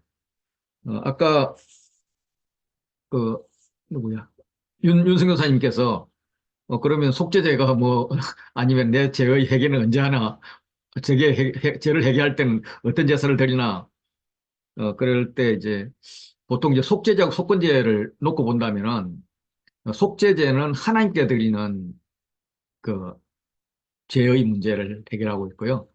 속건제가 이제 이웃, 그 사람에게 드리는 죄의 문제를 이야기하고 있습니다. 그래서 속건제를 드릴 때는 배상도 하고 또 제사물로도 또 이렇게 하는 그런 게 나오죠. 그리고 번제나 이렇게 소재 화목제가 속죄의 기능을 갖고 있기 때문에 자기들이 죄를 인식했을 때는 언제든지 가서 번제부터 드리는 이런 행세를 했던 것 같습니다.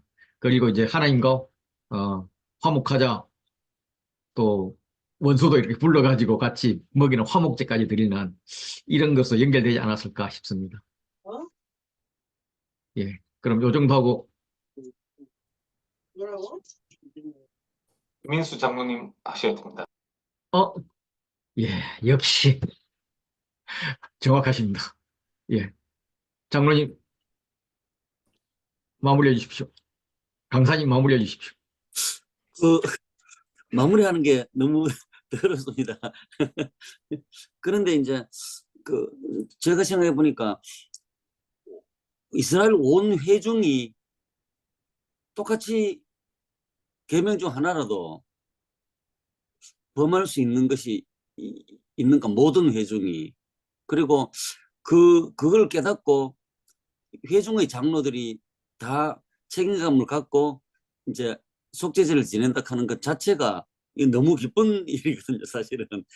개인적으로 죄를 지어도 안 지를 수 있는데, 온 회중이 이제 계명 중 큰 것 범하는 것 아니고 아무거나 한 개라도 하면은 온 회중이 깨닫고 이제 회중의 장로들이 책임감을 갖고 제사 지낸다 하는 게, 어떻게 보면은 안 짓는 게 좋지만은 이렇게 되는 것 자체는 아주 이제 온 회중이 아주 믿음이 있는 상태고, 사실은 온 회중이 믿음이 없으면은 제사도 안 지내가지고 제사장들이 먹을 거 없어가 뿔뿔이 흩어지고 더 자기 사용만 채우는 걸로 바뀐다고 조금 들었는데 참 이게 이렇게만 되면은 너무 그 죄를 안 짓는 게 가장 좋지만은 죄를 지어도 이렇게만 된다면 너무 좋겠다는 그런 생각을 한번 해봤습니다. 이상입니다. 들어주셔서 감사합니다. 예. 여기서 이제 그 속죄죄에서 범하여, 부위 중에 범하여라고 하잖아요. 죄를 범했다는 그런 건데, 이게 이제 그 영어 성경 같은 걸 읽어보면 이 부분 되게 길게 나와요. 그래서 원문에는 세 가지를 이야기하고 있대요. 그 범죄하면 그런 의미가 하나 있고, 두 번째는 말씀이 무시되면, 예, 요 단어가 포함되어 있고요. 그리고 하나님이 하지 말라는 하나님의 명령인데 그것을 행하면 요 세 가지 동사가 포함되어 있다고 합니다.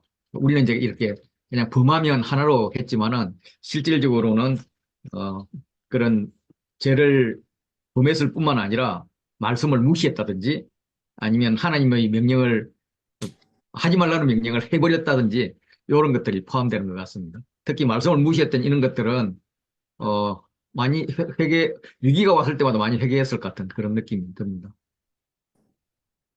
자, 그러면, 22절부터 35절까지 같이 하도록 하겠습니다.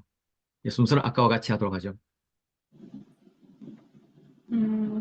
23절 4절에서 만일 족장이 부지 중에 범죄한 것을 누가 깨우쳐주면 흠없는 순념소를 예물로 가져다가 그 순념소의 머리에 누가 안수하고 잡는가 그 족장, 그 범죄한 자가 안수하게 되어 있고 누가 그 속죄제물의 피를 손가락에 찍어 번제단 뿔들에 바르고 그 피를 번제단 밑에 쏟고 기름을 제단 위에서 불사르는가. 그래서 그 나머지 부분은 다 제사장이 담당하게 됩니다. 그리고 그렇게 하고 나서 그 모든 기름은 화목제 제물 기름과 같이 제단 위에서 불사를 지니 하면서 기름을 불사르라고 명하셨지만 고기는 어떻게 하라는 말씀이 여기는 나와 있지 않거든요. 그런데 이제 평민의 속죄제로 암염소를 드릴 때도 그리고 35절에 어린 암양을 드릴 때도 마찬가지로 고기를 어떻게 하라는 말씀은 없어요. 그렇지만 5장 이제 13절의 뒷부분에 가면 고기는 제사장에게 돌아갔다. 그러니까 태우라는 말씀이 없다는 거는 남겨두라는 말씀이었고 결국은 제사장의 것이 된다라는 거죠. 그래서 개인의 속죄제를 드리고 난 제물, 암염소나 어린 양, 암컷은 제사장이 먹을 수 있는 것으로 제사장의 음식으로 거룩한 하나님께 드려졌던 그리고 제사장이 거룩하기 때문에 제사장들만 먹어야 하는 걸로 이렇게 주어지는데 앞에 나온 거랑 너무 비교가 되는 것은 제사장들의 속죄제는 반드시 다 태워서 없애야 이렇게 다 태워드려서 온전히 하나님께 드려야 되고 또 회중을 위한 속죄제도 그 수송아지를 통째로 다 드려서 온전히 태워서 절대로 나눠 먹거나 제사장이 먹지 않는 그거랑 너무 비교되는 여전히 속죄제지만 전혀 다른 무게로 다루고 계신 것을 느낄 수 있었습니다. 그리고 네, 뒷부분에 만일 어린 양을 속죄제물로 가져오려면 무엇을 가져야 하는가? 흠없는 암컷이라고 되어 있어서 30절에 나오는데 평민의 속죄제물로는 어린 암양만 허락돼서 어린 순양은 안 되는 걸로 이렇게 암양만 허락됐어요. 그래서 왜일까? 이게 좀 질문이 들었습니다. 이상입니다. 네, 그래서 이걸 보고, 암컷을 가져왔다. 보통 수컷인데 왜 암컷을 가져왔을까? 그래서 이런 제사를 여자들도 드리는 게 아닌가라는 증거로 이렇게 이야기하는 분들도 있습니다.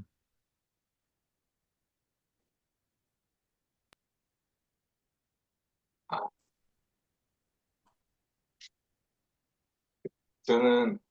저는 평민의 속죄제에서 그 일단 암염소, 어린 암양 그리고 5장에서 이제 그 산비둘기나 뭐 집비둘기 이렇게 그 세분화해 놓은 부분에서 한편으로 말하면은 하나님의 어떤 뭐 긍휼이긴 한데 역으로 뒤집으면 죄 짓는 사람한테는 정말 이제 큰 부담이 되었어요. 그러니까 양도 드리지 어린 암양도 드리지 못할 그런 사람이라도 면제가 되는 것이 아니라 반드시 그 사람의 힘 닿는 대로 뭔가를 이제 드린다는 게 어떤 족장까지야 어느 정도 이제 능력이 있는 사람들이니까 이걸 이제 바칠 때 뭐, 자기의 마음의 어떤 안타까운 그런 부분들이지만 평민의 경우에는 정말 이게 세분화시킴으로써 하나님의 입장에서는 어떻게든 그 죄를 살 길을 주시지만 역으로 그 죄 지은 사람에게 있어서는 반드시 큰 부담으로 이게 다가온다라는 그 무게감이 이제 좀 더해진다라는 그런 생각이 들었습니다. 들어주셔서 감사합니다.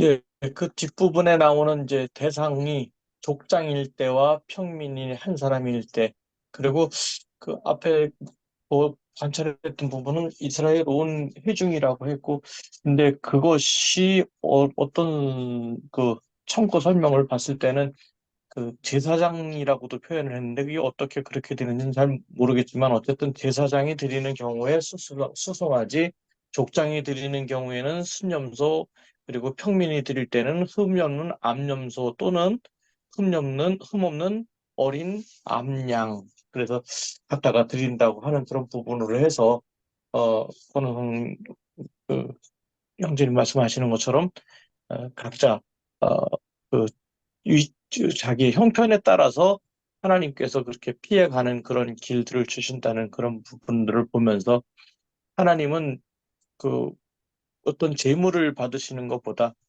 정말로 우리의 마음속에 있는 중심에 있는 그 부분에 대해서 회개하기를 원하신다 하는 그런 분들을 발견할 수 있었습니다. 그래서 내가 하나님께 내 중심으로 내가 정말 기쁜 마음으로 주님께 예배하고 주님께 제사할 수 있는가 이것이 중요하지 않은가 생각해 보았습니다.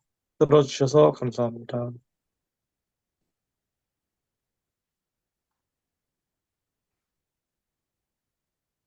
예, 강사님 나와야 방금 됩니다. 이제 예, 장로님 말씀하신 대로 아, 어, 네.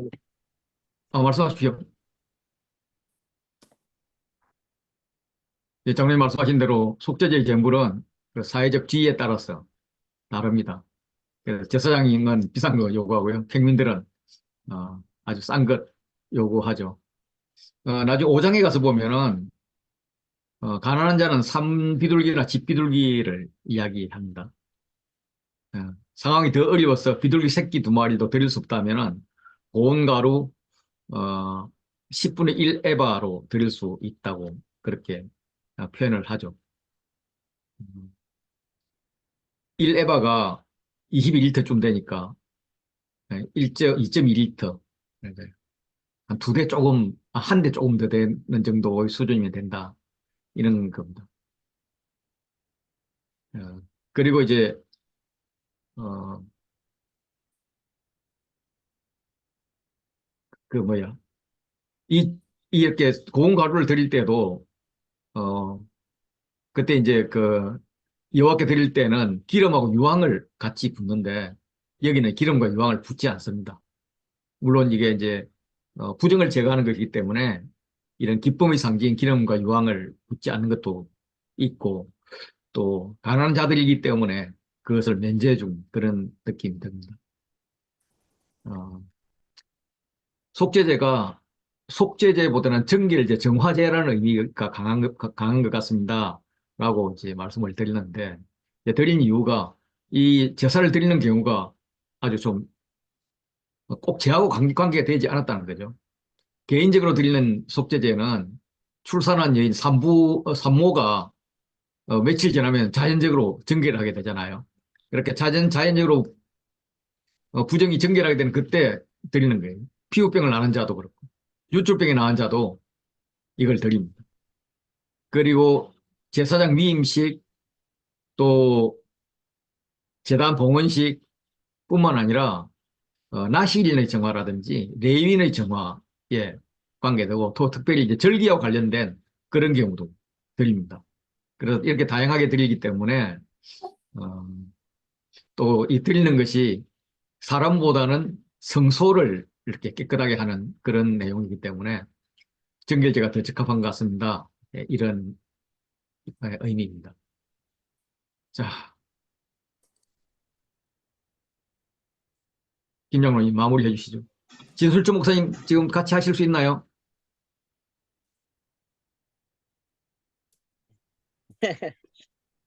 어, 저는 그 내기통해서 참 저희가 내기를 좀 계속 지금 한 장씩 지금 설교를 하고 있는데 할 때마다 참 하나님에 대해서 많이 하나님의 마음을 참 많이 알고 있는데 정말 가난하고 힘들고 어려운 사람들은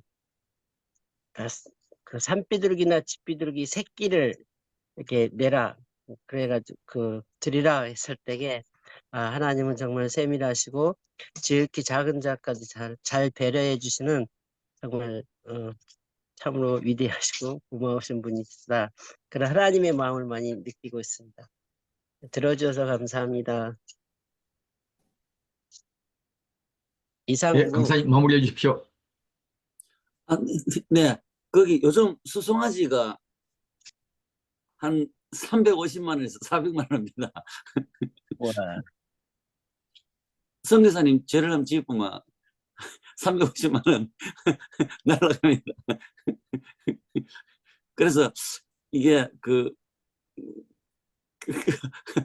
그만큼 책임 지지 말라고 하는 것 같기도 하고. 그런데 족장과 평민은 누가 죄를 깨우쳐 주면 하는 말이 첨가되어 있는 거 보니까 누가 깨우쳐 줄 사람이 필요한 것 같습니다. 네, 들어주셔서 감사합니다. 마무리가 되게 썰렁하네. 예, 감사합니다. 오늘 수고해 주신 우리 김수 장로님께 감사합니다. 박수를 보내겠습니다. 예. 어, 자, 그러면 그 생각보다 빨리 끝났기 때문에 한번 또 그걸 꼭 그렇다기보다도 그 은혜의 전도여행을 다녀온 우리 박문재 장로님의 간증을 듣도록 하겠습니다.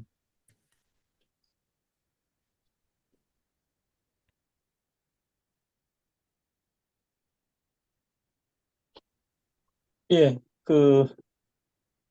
뭐, 지난번에 우리 제주도 여행을 갔을 때, 강동원 간사님께서, DTS를 어떻게 했느냐고 여쭤보셔갖고, DTS 안 했다 그랬더니, 그럼 여길 도대체 어떻게 왔냐고 하셨다고. 그런데 그 DTS를 한다는 것, 뭐, 6개월 과정을 갖다가 해서 하는 그 DTS 과정이, 도대체 엄두가 나지 않아서, 할 생각도 못 하고 있었는데, 이렇게 그 온라인으로 DTS 과정을 개설해 주시고 그 10월 마지막 날까지 그 등록을 해라고 했는데 결국은 마지막 날까지도 버티다가 그 다음 달에 가서 그 추가 모집 기간에 예, 이렇게 참석을 해갖고 할 수 있는 그런 부분을 에, 했습니다. 그리고 이제 9박 10일간의 이제 그 전도 여행에 대해서도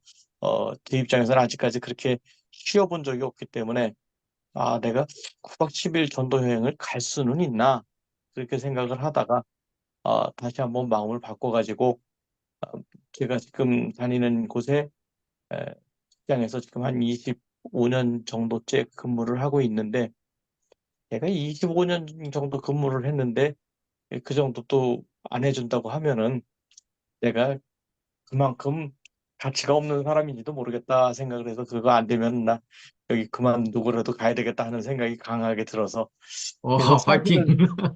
사실은 이제 그 5월 21일 그저 몽골에 가는 그 선교 여행 거기도 가고 싶었어요. 그래서 아예 그냥 그 9박 10일이 아니고 한 달 휴가를 달라고 요청을 해야 되겠다. 예, 그렇게 생각을 하고 한 달 그렇게 휴가 주는 게 어려우면은 그냥 무급으로라도 휴가를 줬으면 좋겠다라고 이제 요청을 하려고 그랬는데 그 몽골 전도 여행은 이저 DTS 하는 과정 중에서는 중복해서 갈 수 없다고 하셔가지고 그래서 거기는 가지 못했습니다. 그래서 이제 가지 못하고 어, 전도 여행을 갔고요. 그래서 이 9박 10일 다녀오는 동안에 정말 생각하지 못했던 그 하나님, 내 옆에서 어, 친히 함께 하시는 그 하나님을 만날 수 있어서 너무 좋았습니다. 뭐 어제 제가 팀장으로 다녀왔기 때문에 어제 뭐죠? 갔다 온 것에 대해서 어, 그 팀별 보고를 했었습니다. 그래서 그 팀 보고했던 그 화면을 가지고 한번 그 간증할 때 한번 해보도록 하겠습니다.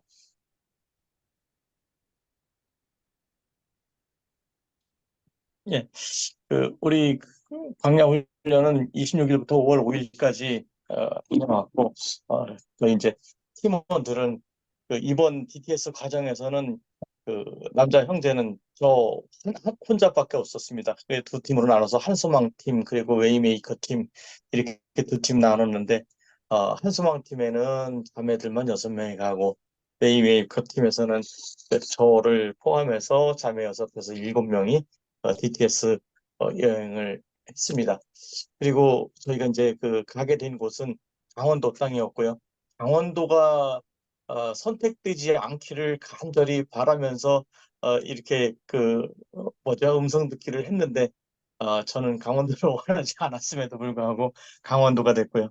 그리고 나서 그 중에서도 특별히 제 고향이 홍천인데 홍천은 정말 안 갔으면 좋겠다. 그냥 그런 마음을 가지고 있었습니다. 그 이유는 제가 살던 그 고향이 아주 촌인데 거기 그 면 소재지 내에 교회가 뭐 세 개가 있습니다. 근데 만약에 그 교회를 찾아서 간다고 하면은 교회에서 교회간 이동하는 시간만 해도 한 40분씩 이동을 해야 되는 거리이고 근데 어떻게 하나님의 음성을 듣고 그런 곳을 찾아간다는 말인가라는 그 생각이 강했거든요. 그래서 어 했는데 홍천을 겨우 면에서 선택된 곳이 인제였습니다. 근데 홍천이나 인제나 아마 인제 가보신 분들 있겠지만은 뭐 별반 다른 것이 없고 오히려 지금 여행을 하면서 여행지가 이제 인제로 갔는데 어 인제를 거쳐서 이제 홍천을 왔습니다. 근데 인제를 갔는데 어 인제에서는 가보니까는 홍천보다도 훨씬 더 촌인 거예요. 근데 정말 하나님께서 은혜롭게도 우리가 중보 기도를 했는데 여러 가지 이제 이상들을 저한테는 잘 안 보여주시고 저는 뭐죠 벽돌 하나 만 봤거든요. 그래서 벽돌 주황색 벽돌로 된 그 교회다라는 것만 생각을 했는데 자매님들은 놀랍게들 들으시더라고요. 어떤 자매님들은 뭐 지붕 색깔이 장로님도 뭐 생판 못 들은 건 아니네. 예? 그래서 나무라도 그때는 예, 이제 그 벽돌 색깔은 들었는데 그러고 나서 이제 자매님들은 뭐 어떤 자매님들은 뭐 돌담 사이에 있는 철쭉꽃이 핀 교회래요. 그냥 교회도 찾기가 힘든데 돌담 사이에 있는 철쭉꽃이 핀 교회를 찾는다든가 뭐 예안간을 본다든가 뭐 큰 나무가 있다든가 이 교회 앞에 큰 길이 있다든가 이런 부분으로다가 다 음성들을 들으셔서 저는 이제 정탐하고 이제 같이 가면서 이제 택시를 타고 근데 다행히 이제 어떤 자매가 학교 앞이라는 얘기를 했는데 그래서 여기 학교가 택시 타고 학교 어디 있습니까? 그랬더니 요 앞에 하나 있다 그래서 그 학교 앞을 지나가면서 교회를 지나갔더니 그 모양하고는 전혀 다른 거예요. 그래서 또 갔더니 그 교회가 하나 더 있는데 그 교회도 아니에요. 그래서 이제 한 번 더 주변에는 없습니까? 했더니 여기서 한 10분은 가야 이제 나오는 교회가 있다 그래서 그 교회를 딱 갔는데 어 그 택시 기사님이 우리 가는 도중에 다른 콜을 받았습니다. 그냥 또 우리가 학교까지만 간다는 줄 알고 그래서 그 교회 앞에다가 내려주고 갔거든요. 그런데 그 교회가 지금 이 사진 제일 하단 우측에 보이는 교회인데 저는 저 벽돌 색깔만 봤거든요. 근데 나머지 자매들이 본 부분들하고 해서 거의 그 70%가 이제 맞는 그런 교회를 발견을 하고 그리고 이제 어, 가서 나왔고 거기서 이제 그 교회 목사님 만나고 그리고 갔더니 뭐 우리 할 일도 없대요. 그냥 거기서 그래서 다음날 주일 예배 드리고 어떤 거 하면 좋겠습니까? 그랬더니 굳이 그러시면 우리 그냥 식당 식사하시고 설거지나 해주시고 또 교회 청소나 좀 해주시면 좋겠습니다. 그래서 이제 그 정도 하고 예 그리고 이제 오후에는 그 가서 이제 나가서 자연 속에서 썸도 하고 그렇게 하려고 그 백담사 계곡을 갔는데 그또 자매님들이 되게 또 부정적으로 생각을 하시더라고요. 왜 여기 그 광야 훈련을 나와서 굳이 그 절간을 찾아가야 되냐 말씀하시고 그랬는데 그 백담사 앞에 가서 찬양하고 또 우리 그 큐큐도 나누고 그러니까 은혜가 있었고 내려왔더니 버스가 없는 거예요. 버스가 1시간이나 있어야 온다 그래갖고 날은 어두워져 가는데 마침 그 하단에 그 아니요 그 하단에 이제 중심에 보이는 사진에 보면 저기가 그 버스 정류장을 임시적으로 만들어 놔갖고 사방을 다 저렇게 막아놓고 있더라고요. 그런데 그 시간에는 이미 버스가 다닐 시간이 아니기 때문에 사람들이 아무도 없어서 저 속에서 그 못 맞췄던 썸 연습도 하고 그러면서 1시간 보냈던 그런 부분들 있었습니다. 그리고 교회를 이제 떠나서 인사를 하고 나오는데 목사님께서 어디 가냐고 그래서 홍천을 갑니다. 거기서 두 번째 기도했는데 결국은 홍천이 걸렸어요. 근데 이 홍천을 가면서 제가 드는 생각은 이제 거기서는 제가 생각을 내려놓을 수밖에 없었습니다. 그리고 하나님께서 저한테 말씀을 하시는 거예요. 너 홍천 가기 싫다 그랬지? 너 인제 가기 싫다 그랬지? 거기서 네가 뭐 교회 못 찾을 거라고 생각을 했지? 이렇게 얘기를 하면서 근데 인제에서 교회를 내가 찾았느냐? 내가 준비해 놓았다. 이렇게 말씀을 하시고 또 그 떠나올 때 목사님이 말씀하시기를 그 홍천 그 끝에 있는 내면이나 가시는 거 아닙니까? 그러길래 아유 거기는 우리가 정탐도 못하기 때문에 못 갑니다. 이렇게 얘기했거든요. 그리고 기도를 하고 갔는데 그 교회에는 자매님들 이렇게 그 받아놓은 모든 것이 완벽한 100%가 다 충족되는 뭐 종탑이 있고 십자가가 2개가 있고 뭐 파란 지붕이 있고 창문이 파랗고 이렇게 그냥 보여진 그대로 그려진 그 그림 그대로의 교회를 발견했는데 중요한 건 그 목사님이 전화를 안 받는 거예요. 그래서 2시간이 지나도 전화 통화가 안 되고 3시간이 지나도 전화 통화 안 되고 그때 이제 새로 기도해서 찾기에는 조금 늦은 것 같고 그럴 때는 어떤 자매님 여기 홍천에 DTS 지부 있다고 하니까 홍천 지부 찾아가면 어떻겠습니까? 그렇게 얘기를 해서 이제 그 학교장 간사님한테 요청을 해서 그쪽 갈 수 있으니까 얘기했더니 거기가 너무 멀어서 못 간다고 얘기하시는 겁니다. 왕복 100km나 되는데 거기를 어떻게 갔다 오시려고 하냐고. 그래도 지금 우리 갈 데 없으니까 거기 될 수 있는지 허락 좀 받아주시오 했더니 거기서도 원칙적으로는 받을 수가 없답니다. 그 일부인들을 지금 받는 때가 아니고 지금 그 훈련 중이기 때문에 안 된다고 하는데 저희가 막차 타고 1시간 10분 걸려서 들어간 곳이 결국 홍천 내면이었습니다. 그 목사님이 출발할 때 내면 가시는 거 아니니까 저는 거기 못 갑니다 했는데 내면을 들어가서 저렇게서 저렇게 섬김하고 그리고 지금 가운데 위에 있는 이제 그 위하고 아래에 있는 그 썸을 하는 저 장소는 내면에 있는 그 버스 터미널에서 아침에 버스를 기다리면서 거기 그 홍천 지부장님 앞에 모셔놓고 같이 축복하면서 하나님을 향하여 이제 위로의 썸을 드렸는데 홍천 지부장님이 그 너무 그 또 은혜를 받으시고 제가 이제 나가서 허깅을 하는데 놔주질 않으시는 거예요. 허깅을 했더니 그 다 찬양이 다 끝날 때까지 안 놔주셔가지고 그랬는데 나중에 이제 그 저희한테는 직접 듣지 못했고 학교장 간사님한테 정말 큰 위로를 받았다고 말씀하시는 그런 부분들 통해서 우리를 통해서 역사하시는 그 하나님이 귀하다 그 생각을 했습니다. 그리고 이제 다시 홍천을 나와가지고 터미널 옆에 저쪽에 왼쪽 위에 있는 정자 거기를 이제 아지트 삼아서 어제도 기도하고 찾았었는데 다시 거기를 가서 이제 기도하고 새로운 교회를 찾아갔더니 또 중간에 있는 또 그 간사님 또 바로 또 예수전 떠났다고 저녁 식사 대접하겠다고 하면서 저렇게 맛있는 두부전골도 사주시고 해서 먹고 그렇게 하면서 우리들도 위로받고 여기는 목사님이 안 계셨는데 원래는 저 교회는 수요일마다 전도하는 교회랍니다. 나가서 노방전도를 하는데 그 5월 1일 수요일이 공휴일인 관계로 교회 전도를 쉰답니다. 그러면은 우리끼리라도 전도할 수 있습니까? 그랬더니 이 땅콩을 갖다가 조금씩 담아가지고 그 땅콩 위에 그 교회 그 뭐 전화번호하고 이거 있는 사진하고 붙여갖고 주면서 이제 나가서 홍천, 그날이 홍천도 장날이었습니다.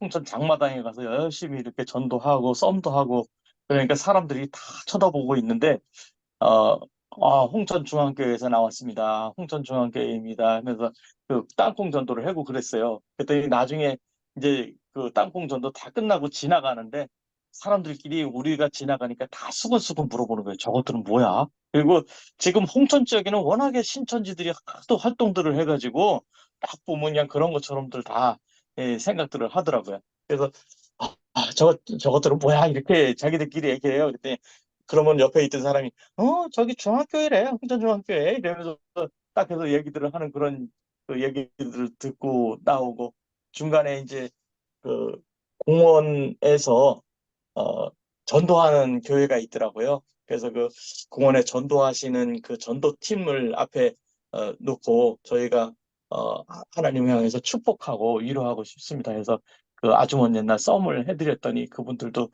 눈물을 글썽글썽 하시면서 너무 고맙다고 말씀하시고 그런 거에서 그 한 우리 교인 그리스도를 섬기는 그리스도인들로서 한 형제 한 자매 되는 그런 기쁨들을 누리고 서로 위로를 하는 그런 과정에서 저희도 위로를 받을 수 있었습니다. 그리고 이제 홍천을 떠나서 그 다음 사역지는 강릉에 갔는데요. 강릉에 이제 경포 해변에 도착을 했습니다. 그리고 거기서 이제 교회를 찾으려고 하는데 강릉만 해도 교회들이 그렇게 다닥다닥 붙어 있지는 않고 그래서 기도하고 가서 어, 늘 만나 교회라는 교회를 찾았는데 아주 전통이 오래된 교회였습니다. 60년의 앞저기 한 100년 가까이 되는 교회라는데 어, 교회 건물도 크고 했는데 예배를 드리면서 보니까 성도들은 없어요.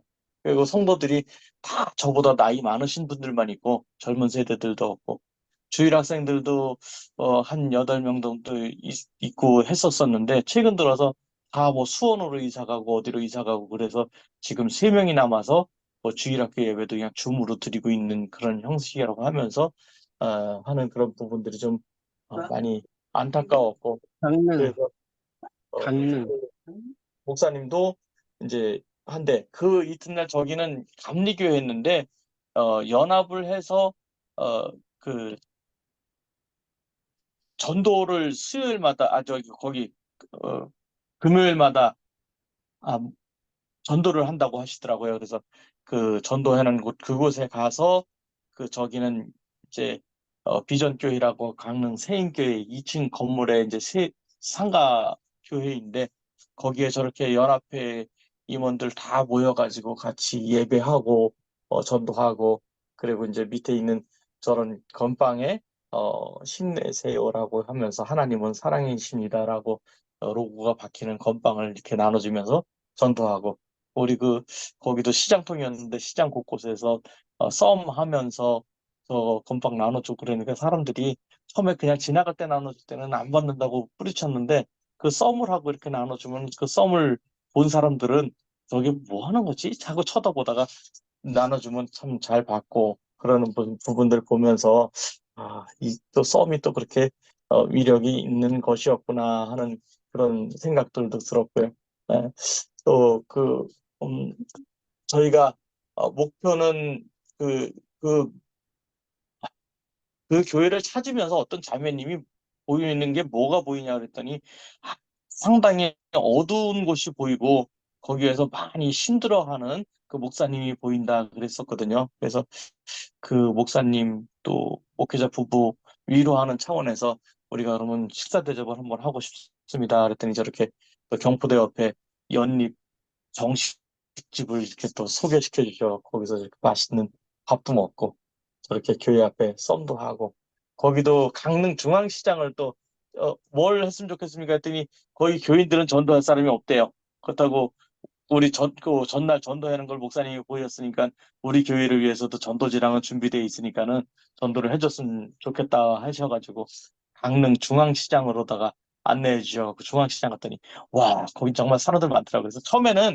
건빵을 한 50개 정도 주시더라고요. 그래서 건빵 저거는 한 20분 정도 되면은 전도 끝날 것 같은데 그냥 그렇게 말씀드렸더니 그 다른 교회에 전화하시더니 건빵을 100개짜리 2박스를 더 이제 그 빌려오시더라고요. 그래가 그 가지고 가서 강릉 중앙시장 가갖고 그냥 가는 곳곳마다 썸하면은 사람들이 거기가 버스킹하는 거리라서 우리가 이렇게 그 옷 맞춰 입고 거기서 썸하고 이렇게 하니까 사람들이 다 쳐다봐요. 그러고 나서 마지막에 그 사랑합니다 하고 사랑해요 축복해요 하고 나올 때 거기서 앞에 있던 자매들 이제 네 사람은 가갖고 그 건빵 이렇게 나눠주고 그러면은 상당히 또 좋아하면서 받는 그런 모습들 쳐다보면서 그래서 가가지고 저희는 생각지 않게 전도만 3번을 하고 왔는데 예 그래서 그런 부분들에서 하고 있다 보니까 어떤 자매님 그래요. 이렇게 우리가 전도를 하면 이 전도 받고 몇 명이나 돌아옵니까? 그렇게 얘기해서 음, 이거 해서 한 번 해서 한 명만이라도 돌아온다면 우리는 성공할 수 있을 겁니다. 그렇게 얘기했더니 그렇습니까? 라고 얘기하시던데 그래서 이 전도 여행 참 잘 다녀왔고요. 그러면서 가까이에서 계시고 항상 어, 내 옆에 계시고 또 나를 지키신다는 그런 부분들 깨닫고 어, 돌아올 수 있어서 너무 좋고 감사한 전도 여행이었습니다. 들어주셔서 감사합니다.